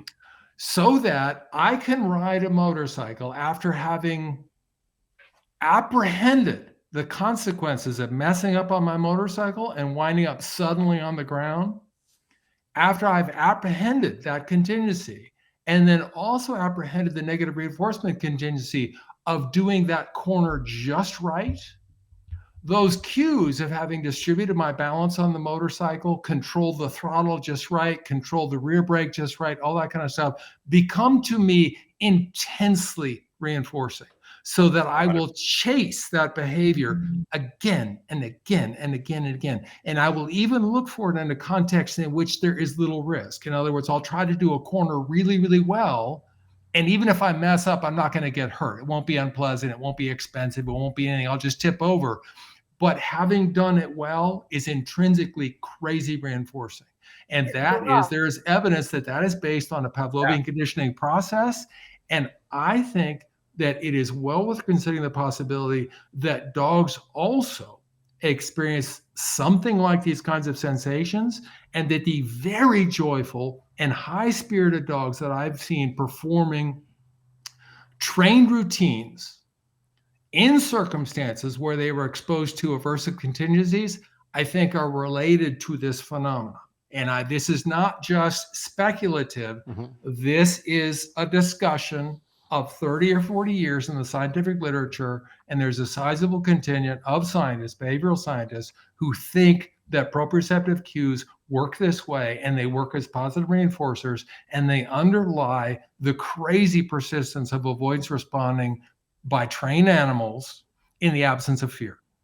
Yeah, that's also very, very well put. And on top of that, there is a personality traits. Like not everybody wants to get punched in the face, but there is people that from little kids, that's their objective, to become the best fighter in the world, and so on. You know, like that. Like we cannot neglect. Again, like and where we are going, actually, why don't I just read that question, because I kind of probably jumping into it as I was giving this example, but here it is. Trainers with certifications from programs like the Karen Pryor Academy should be recommended. That raises my eyebrows a little bit. Yeah, I mean, it's the one size fit all. Right. It's the. It doesn't. It also doesn't sound like an impartial statement. It's an endorsement. Oh, it is an endorsement, 100%. It's an endorsement. It's a value-laden endorsement. But that happens. And it doesn't say any, it doesn't say anything about the individual trainer. Right. Like, could you have a crappy lawyer that graduated from Harvard? Sure. like that has nothing to do with it. Like their personal skills and abilities and life experience, and their ability to help you is not in any way connected to where they went to get certified. Right. So like, and we all know certifications are very, like, they're not able to, there's no comprehensive, well-structured certification for dog trainers in the US, in the world that I know of, right?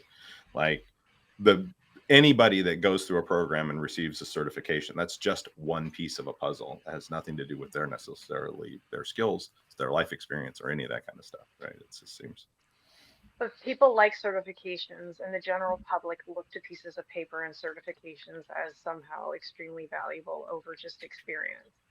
And I feel like for whatever reason, like this AVSAB or the cluster of organizations that make these statements, I feel like it's very unfair, because in my opinion, it's almost like having, you know, vegans write the national food guide, right? Like if you pick a certain group and you're not inclusive of the group who write those statements, right? You just pick one certain group. Just like if you say, hey, we're going to have vegans and they're going to write the national food guide. Well, you are pretty sure that meat and all animal products are not going to be part of that food guide. It's just not. And then what they're going to say is, oh, but we have a lot of science showing that eating red meat is associated with maybe like cardiac health problems, right? And the issue is, are they lying? No, there is a lot of research that actually does state that. But there's also research showing that, you know, eating red meat can contribute to a really healthy diet in moderation as part of like a balanced healthy diet as well. But you'll never see that. You'll only see the stuff that they cherry pick, and because they just like, boom, this is what we've shown, cardiac health, and you don't want to get a heart attack, they basically make everybody feel like you have a burger and you're going to drop dead of a heart attack, right? But it's just that scope. They don't widen the scope to include maybe, you know, other people, other sectors to contribute to the writing of that document. And then when that one document is the thing that's touted as, you know, the be all end all, and nobody knows any better, then they believe it. And I think that's where we are right now, is like they have that ideology and everybody trusts that there is sort of the body to trust. Nobody else gets to be part of that conversation. No. Yeah. No, it's true. I think I mean there is few more, but I think we all got kind of the gist of it, and what the direction is, and I think you know, plugging in Karen Pryor's Academy. Basically, it's kind of the, well, where do I get this kind of training? Well, you can do Karen Pryor, or you can do, I don't know, Victoria Steele, or whatever. I mean, there's many of them, right? But this is our problem. And that kind of statements coming from, you know, I cannot, I was gonna say with somebody with authority, but I cannot give them authority of any kind, right, simply because of their ridiculous statements. There is no way I can give them any credit and any authority, because it's just so ideologically biased. But where do we go? How do we tackle this nonsense? It is nonsense. It's nonsense. Well, I think. Go ahead, Stuart. Go ahead. No, you go right ahead. I've already talked too much. No. I was going to say that you touched on it. I think a little bit, Ivan, in that the idea is that position is a emotional position, right? So all the language around it is full of attempts to scare you into thinking that if you do things that are outside the force-free community, you're causing damage, psychological, physical, emotional damage to your dog, to your relationship. So there's a whole driven by fear and emotion kind of connection to the whole message. And they have the easier job when you're talking to the average person about dog training. When I was first exposed, and you two, right, we around the same time exposed to the ideas around reward-based training, super exciting, huge revolution in the way things were done before that to now. That's appealing. Like it's nice. Who doesn't want a really well-trained dog with a super reliable without having to use any aversive? That would be wonderful. Like, and so the people that have bought into this, like, in my opinion, and yours as well, I'm assuming, unfounded ideas around that, they have a really easy job. You talk to somebody that doesn't know anything about dog training, and that all sounds good. Like, oh, look, there's scientific information on it. No, I don't want to hurt my dog. No, I don't want to scare my dog. No, I don't want my dog to hate me. No, I don't want my dog to be a pessimist. Like, I don't want to cause fear. Yeah, I've been told it causes fear. Yeah. And so for us, we have a much harder job. Like, they can make really blanket emotion-driven statements like that and get away with it because people want to believe it. The average person wants to believe it, right? And that goes a long way. And we have to be much cleaner about everything we say, and we have to be more persuasive. And I think for me, the bottom line is the way we combat it is it has to be what you see with your eyes. Like, no study is going to do it. Go out and see a lot of good dog trainers, what we would consider well-educated, technically skilled dog trainers, and look at their dogs and look at the dogs that are being turned out. And those dogs are engaging in life. They're going places. They're hiking with their owners. They're doing sports. They're doing all kinds of stuff. Do those dogs look like they have impoverished lives? Does it look like there's any welfare issues there? Does that dog look scared? Does that dog look like it doesn't want to be there with that person? None of that stuff. And if you just believe your eyes and you actually get out and look, there's abundant evidence. And so I think just the more we show that, and then the flip side, the way we have to tackle it is that we have to be willing to call out people in the community that are doing bad training, because it doesn't take very many people to set our progress back. You can go on the internet and get up a whole bunch of examples of people doing really stupid shit with e-collars and everything else. And but all of that, we're the only industry that, you know, like if somebody uses a knife, kitchen knife incorrectly, kitchen knives don't get banned. If somebody kills somebody on the street with a car, cars don't get banned.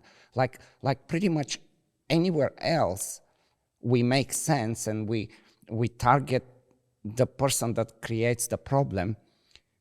And in the dog training world, there is this initiative to universally control and dictate that one specific methodology. Like, I don't know if in any other, anywhere else that this is happening in that kind of, with this kind of drive and animosity, you know?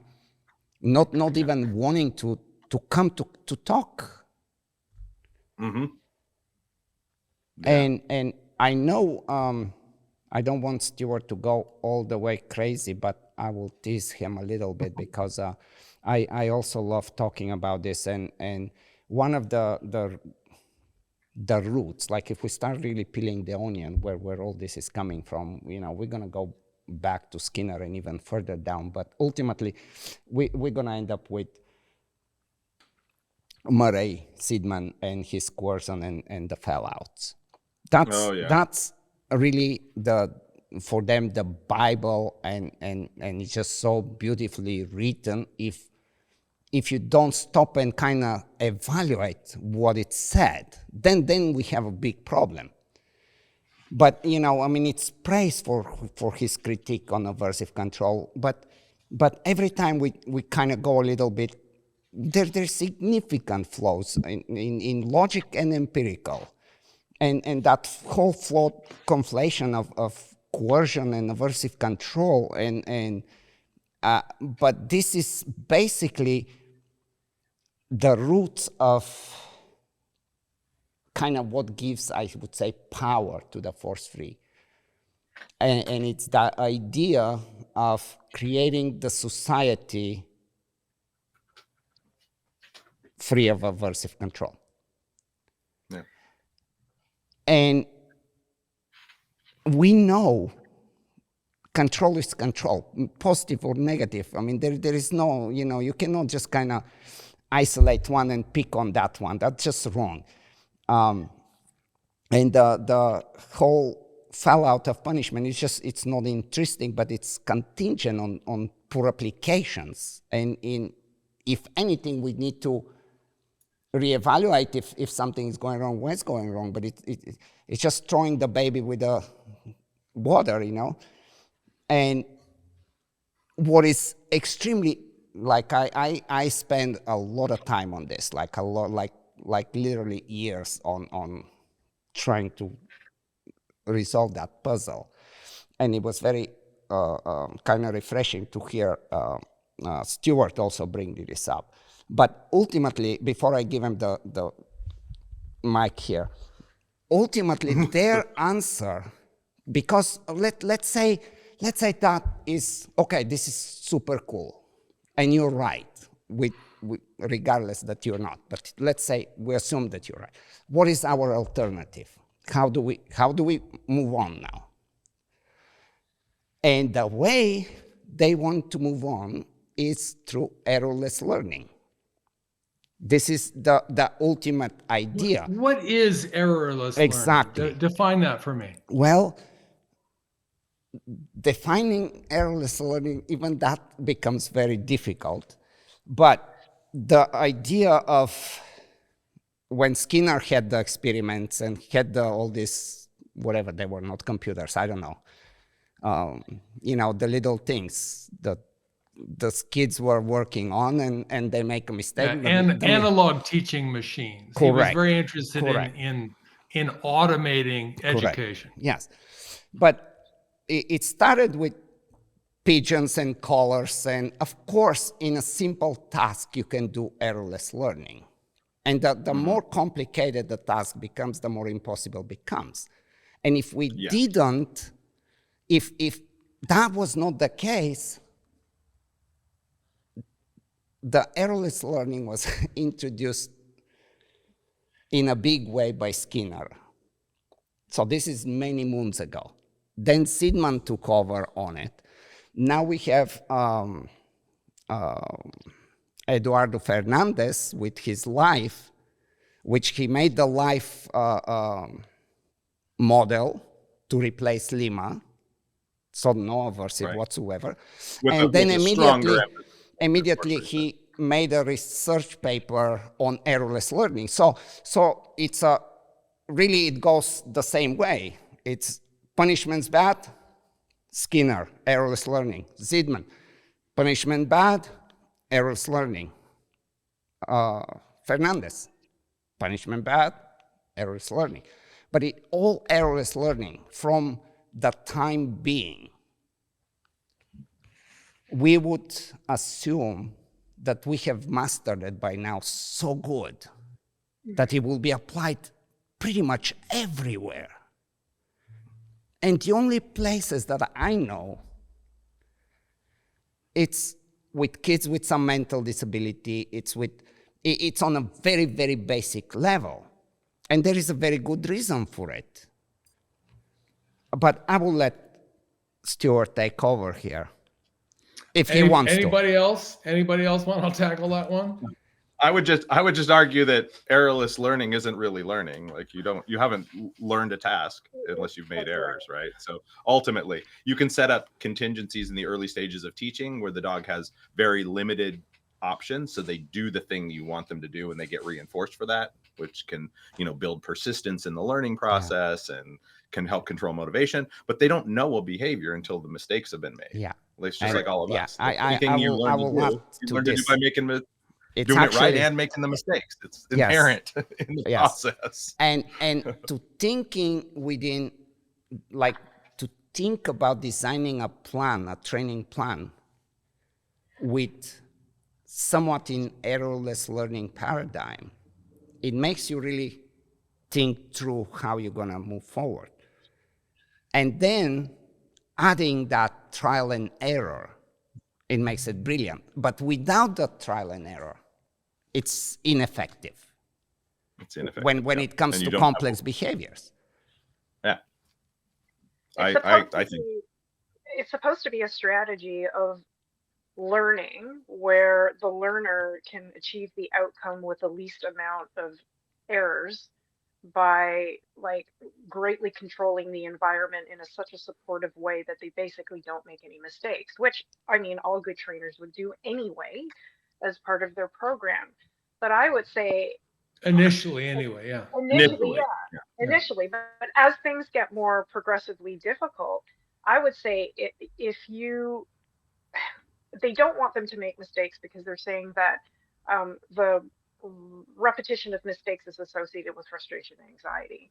But I would say that if you don't actually give them the guidance and you let them flounder and try to figure things out and you don't give them any guidance, the actual extended length of time which they're floundering and they're throwing different behaviors at you. Is it this? Is it that? Do you want me to sit? Do you want me to roll over? That in itself causes frustration. Wouldn't it be just a lot easier, faster, more effective if you would just give them the guidance right off the bat and spare? I think sometimes the punishment actually spares them from making repeated errors for sure. Right, absolutely. Of course. Well, and the irony of that is that the holy grail of their approach to training, the force-free community, free shaping, is driven by frustration. Yes. The whole process, because you're going to reinforce some behavior on the path to the behavior you want. And once you've reinforced it a few times, you've created an expectation of reinforcement. And then you need to raise the criteria. And when you raise the criteria, then you're not going to reinforce a behavior that's been reinforced. They get frustrated. Right. They try harder or they put more energy in. And that's what allows you to move behavior forward, right? So free shaping is frequently driven by that violation of expectation of reward and the frustration that it engenders in the dog, right? Like once you're expecting to get rewarded, when you don't, you're not happy about that. And it creates a mindset. How's that different? Like you don't have free shaping without frustration. Because otherwise the animal says, oh, well, I don't care. I didn't get rewarded. I'm quitting on this behavior. Nor do you have strong stimulus control without frustration, right? Because in order to get strong, precise stimulus control, the animal has to have experience of non-reward for stimuli that are related to resemble the target stimulus that you're trying to put in control of the behavior, right? So, I just want to, I'm like so upset really upset about the whole Sidman's thing, because every time there is a conversation that goes a little bit deeper, that's kind of where they would drive it into. And this is really where it comes. Oh, what about the fallouts? what about the fallouts? And it's always about Yeah. the fallouts. And the description of anything aversive in his work, at least in the book, I cannot claim I know all of his work, because from what I know, he actually was pretty good at one point, and then there was a flip. But the universal suppression versus contingent upon something, it's just all the way from as far as I have studied and learned, everybody that's trying to bring out the bad side of aversive use never describes or talks about contingent functional punishment or use of aversive. It's like, Right. including our little studies of 2003, whatever, Van der Bork or whatever you want. They are all brilliant examples of how shitty somebody can do Right. using Non-contingent punishment. Right, right. To where it's like, no, I absolutely don't want to walk in that room. Why would I? Yeah. Yeah. Well, let me address Sidman for just a moment Please. and give some perspective to it. So Murray Sidman was an extremely eminent behavior analyst, which means that he was essentially a Skinnerian in orientation, and he made seminal and extremely important contributions to, ironically, the study of aversive control. So he was the originator of a series of brilliant experiments to look at avoidance responding in a free operant or a non-discriminated setting, and pose some real problems for, at that time, I think in the late 50s, early 60s, the prevailing theoretical model that explained avoidance responding. So, and his career was long and illustrious. I just looked him up. He only died in 2019. I think he died at like the age of 100 or something like that. A great humanist. I believe he was a very kind man who was revered by his students, and made some really, really seminal contributions. And a fair amount of the stuff that I discuss in kinology symposia about avoidance conditioning was brought to light by Murray Sidman, right? So the book that Ivan is alluding to, Coercion as Fallout, is a popular work of Sidman's. It was published in like late 80s, something like that. And it's a curious book. It's essentially a book-length essay without data. My copy looks just like that. And in it, Sidman gives his view of punishment. And he includes not only positive punishment, but also negative punishment. So he acknowledged that the withholding of reward was also a coercive technique, I believe. But what Sidman was known for most in formal theoretical circles was a rejection of positive punishment. So he agreed with Skinner and also with Estes that suppression of target behaviors by an aversive event that follows those target behaviors is not a consequence of specific suppression of that target behavior by the aversive. It is instead non-specific. So essentially what he was saying is that an aversive stimulus that is contingent upon a target behavior does not specifically affect that behavior or anything about its learning. All it does is essentially, this is the expression I use, harsh the animal's mellow. So it suppresses the animal's overall motivation, overall behavior. levels of activity, everything, and suppresses all responding, including target behavior responding. And that's why something that Sidman said is not really a punishment effect looks like a punishment effect. And when he talked about fallout, essentially what he's saying is what's going on when you harsh the animal's mellow by bumming him out, by doing something unpleasant to him while he's freely behaving in a chamber, what you do is not only suppress a whole range of responses, but also through Pavlovian conditioning, you make the stimuli of that situation fearful to the animal, and the animal begins to, and that's the mechanism by which behavior is suppressed, overall behavior is suppressed. And the animal therefore seeks to avoid the situation. The animal resists the situation, a bunch of stuff like that. And in the context of dog training, the contention is that the animal associates bad stuff with it, with his handler as well. The core claim is essentially that punishment doesn't work. Punishment does not specifically suppress a particular response. To put it in a nutshell, this claim on the part of Skinner and Estes and Sidman was wholly wrong. Punishment does work as a specific process that suppresses a specific behavior in a way so as to change its probability of occurring in future, independent of other behaviors. But that does not mean that fallout is not a thing. Fallout is a thing. If one uses powerful aversives in a particular situation, it tends to be associated through Pavlovian mechanisms with stimuli in the situation. That is fallout, and that can have deleterious effects on the animal's mood, on the animal's willingness to engage with stimuli, with training, with the trainer, all that kind of stuff. That's a thing. That's a real thing that one has to consider technically as one of the difficulties of using aversive control and specifically using positive punishment techniques.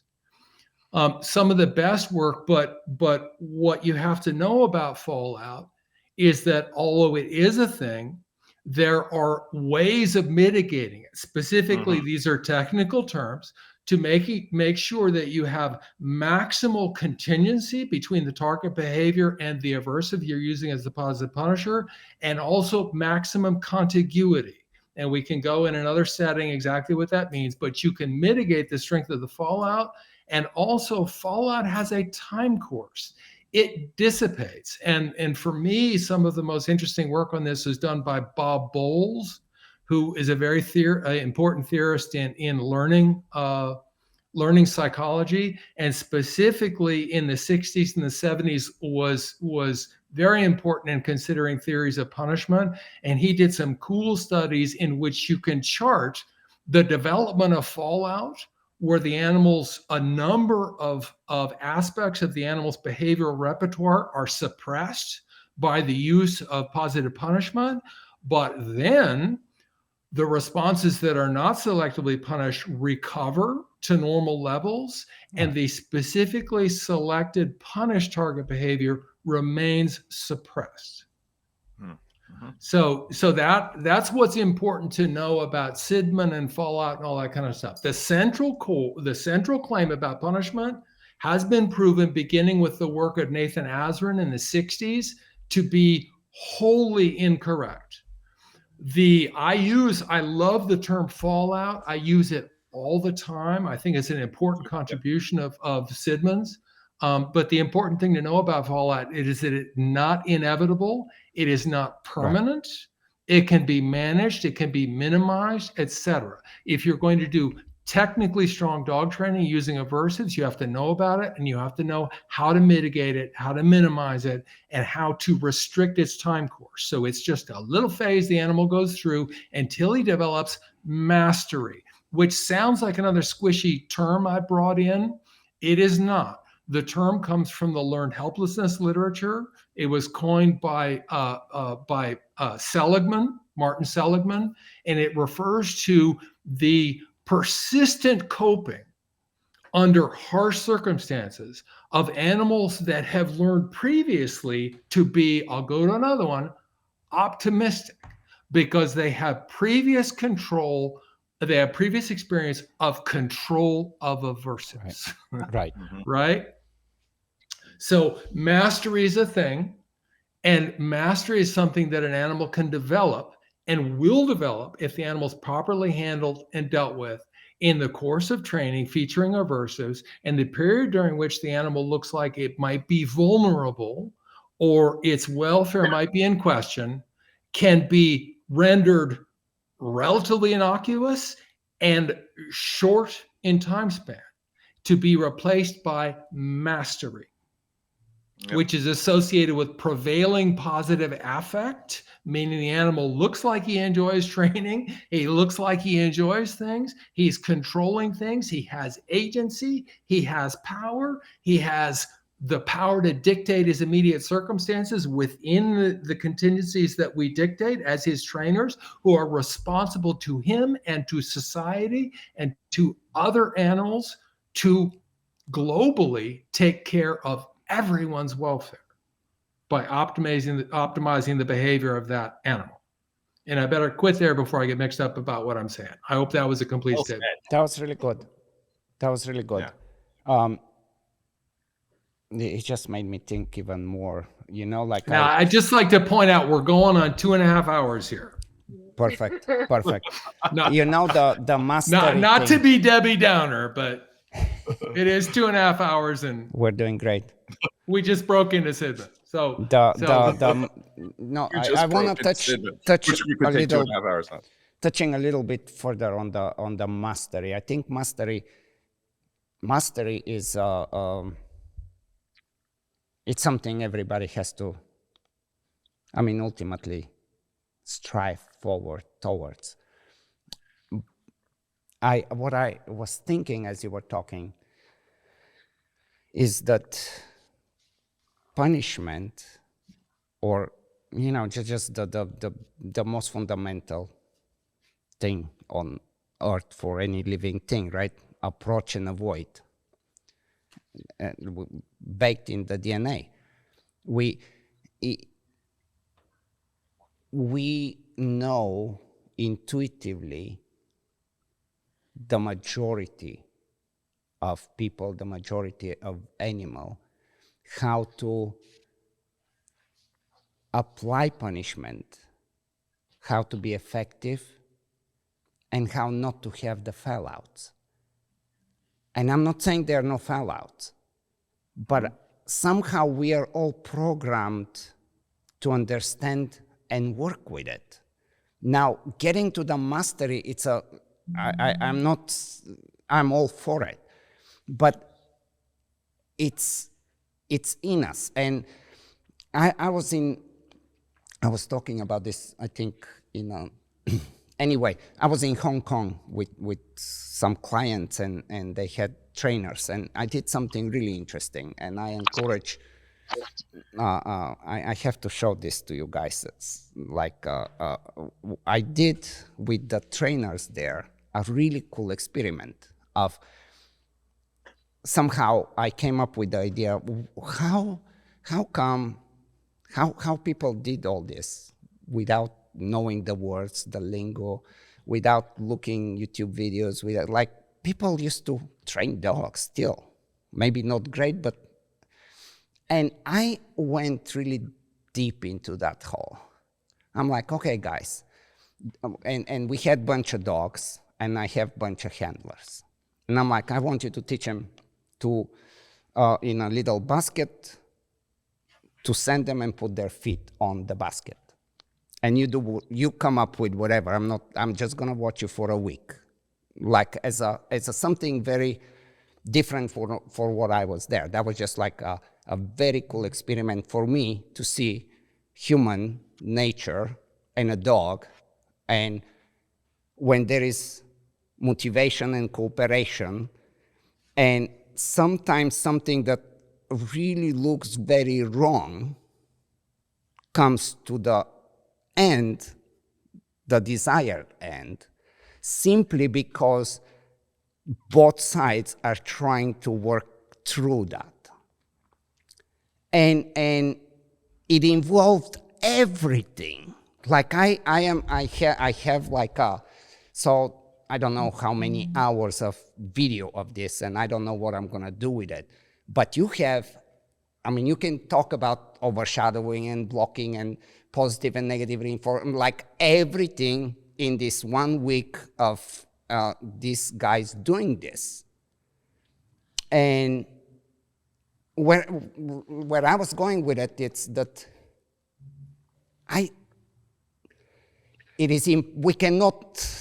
cannot be careless about how we use punishment, because it can go bad. Yeah. But as a general, unless it's something pathological, we intuitively understand how to make things happen in life. I don't know if I make sense even with everything that I just said. Yeah. But yeah, I think you're hinting at the fact that both humans and dogs are wired to work through these kinds of difficulties.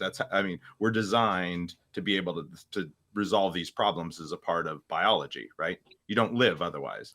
You Right. learn from aversive experiences, you learn to seek the things that you want, and we're kind of set up to do that. And so if one tiny mistake would have catastrophic Yes. lifetime damage to any living being, we wouldn't still be in the gene pool. Yes. Like, there's no way. We're designed to filter through that. So a lot of the stuff that people describe as potential downsides, potential extreme fallout, you'd have to deliberately go out of your way to do the worst dog training possible to make that happen. Full of non-contingent punishment. You're just punishing the dog randomly for nothing connected to its behavior, right? In a lot of the experiments, when Stuart was talking about a lot of the original experiments that defined the shuttle box experiments and a lot of the early experiments on punishment and stuff like that, in order to measure the effectiveness of punishment, they would start punishing a behavior that had already been constructed, of course, because they have to have a behavior, something like a lever press or something like that. So they would construct a behavior through the use of positive reinforcement, and then they would study the effects of punishment on it afterwards. And then in between those reps, in order to maintain the behavior, they're still theoretically reinforcing it. No dog trainer would ever do that, right? So there's a whole bunch of stuff in literature where somebody looked at a concept that is theoretically possible, right, that in a practical sense is almost impossible. And yes, there are people out there that are psychopaths and that sort of thing. But if you're trying at dog training, even though, it may not go smoothly, your dog may have more discomfort and more difficulty, and you may see larger amounts of fallout for longer periods of time, you'd have to really mess up to make permanent damage in those cases. But that's the boogeyman that's out there. Like, this stuff is so fragile and this fallout is so scary that one small mistake and that's it. Right. There's no fixing that dog. Well, I tell you, back to that. Yeah. I'm sorry, Stephanie, what were you saying? I'm just saying that's the whole point of this problem, is whenever 4-3 trainers talk, it's just like they never allow for recovery. They never allow for resilience. And whenever they talk about, punishment and fallout, it's like it's always the most catastrophic thing that can possibly happen. And that's just not the way anybody actually trains reasonably. That's the problem. And a lot of the literature that they like to cite, sometimes I guess they just talk about the actual punishment, like punish, and then they talk about the reaction to the punishment.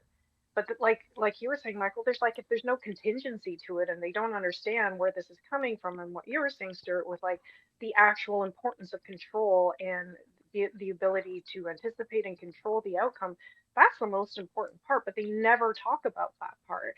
It's kind of like this whole thing about coercion. It's like, oh, you're coercing your dog if you're using punishment and you're forcing them to do things. But that's not what actually is happening, because the whole point of good training is to teach animals that they have indeed control over the outcome. And that's kind of like, learning to turn pressure off, for example, right? Like, you got to teach your dog how to turn the pressure off, and then they become very adept at that, and they don't get stressed out at it at all, because they know that they can actually make a choice. They do actually have a choice. But I think the rhetoric that's happening out there is that we're forcing things onto dogs and they have no choice. They have no choice. You're just coercing them. But in fact, it's all about teaching them. Or they have no agency. So they have no agency. And they assume, since the animal cannot opt out of the procedure, that the animal cannot have agency. but in fact, it's full of With agency. which I disagree. Right. It is full of agency because we teach them what choices they have, and it's completely within their control how they want to behave and the outcome that they actually choose. Yep. So I think it's just it's a false story, is all it is. And Yeah. we don't live under that paradigm. Like we would never accept that paradigm for humans. Like Right. you would literally have to consent to everything. No, society has all kinds of rules, right? Like all kinds of rules that you may hate them, you may not want to comply with them. That's part of living in civil society, and dogs are a part of that. Like they've evolved with us, the domestic dog, and our lives are intertwined. So the overarching rules that we all have to follow to function are things that are there regardless of whether or not we opt in or opt out. Like Yeah. we don't have that choice, and we're trying to give that choice to an animal when we don't have it ourselves. Right? And just how you were saying, Michael, way in the beginning about, as a trainer, you will make mistakes and you have to kind of, it's inevitable, just like with everything, as you said. And going back to this trainers in Hong Kong, like it was so interesting on so many levels. And one of the things was there were mistakes after mistakes after mistakes. But you look at the person and you look at the dog, and they are forgiving each other at the moment that things are happening and struggling to solve it. Like the dog is like, man, he's really trying very hard to make me do something, and I have no fucking idea what. And they keep going with it. And sometimes there is okay, we can say punishment. And I'm like, man, why did he do that? And the dog is also like, why did he do that? But they're right back in it. Okay, let's continue. We're gonna come out of this, against any laws of learning. Just the desire to work together and recognizing in each other that ability that we are here to actually get to something. It's like it probably pretty much like people not knowing any language, and now we're faced and here we are. We're gonna have to somehow work together, and we find how to, and we're gonna make mistakes. And before I tell you that the stove is hot and I learn what is hot in English or Dutch or whatever, most likely I'll burn myself one time. And I'll burn myself probably after I learn it too. But this cooperation and forgiveness was very, very interesting, and we underestimate nowadays. We are so focused on the theory of learning that we have forgotten that we have a natural ability to communicate with each other and with the dogs and with pigeons and whatever else you want, I mean, I so wish to go somehow back in some time machine and see what they did with dogs like 1,000 or 2,000 years ago. Like how did it look? Was it that horrible? Because if it was that horrible, dogs wouldn't stay around them, right? Right. Yeah, it's fascinating. Dogs are, I think, kind of special on that front too. Right? They, in a way, like due to whether it's a quirk of evolution or modern selection, they try really hard. They want to be in it with you. Like they want to do stuff with you. And right? especially when they recognize that it's two ways. That you're on the same page. Then it's beautiful to watch it. It's beautiful to watch it, the struggle. Agreed. Yeah. I don't know how much time we have if we want to go into the study or we leave it for a different time. I would argue not this time. Yeah. We need a part 2? Yeah, I think we should, because that study and there is always things to talk about. That could be something that we could do more often. But I definitely want to share some insights about the study that from reading and from just hearing people talking about it, it gets kind of very twisted, and there is a lot of cool stuff about that study, like a lot of cool stuff. So, but I think this was very cool. I really enjoyed the conversation, and I don't think there is anything to edit. This is so beautiful. See, I told you. Ivan is like, it's perfect. Put it on air. Yeah. I told you. The pressure starts. The pressure starts.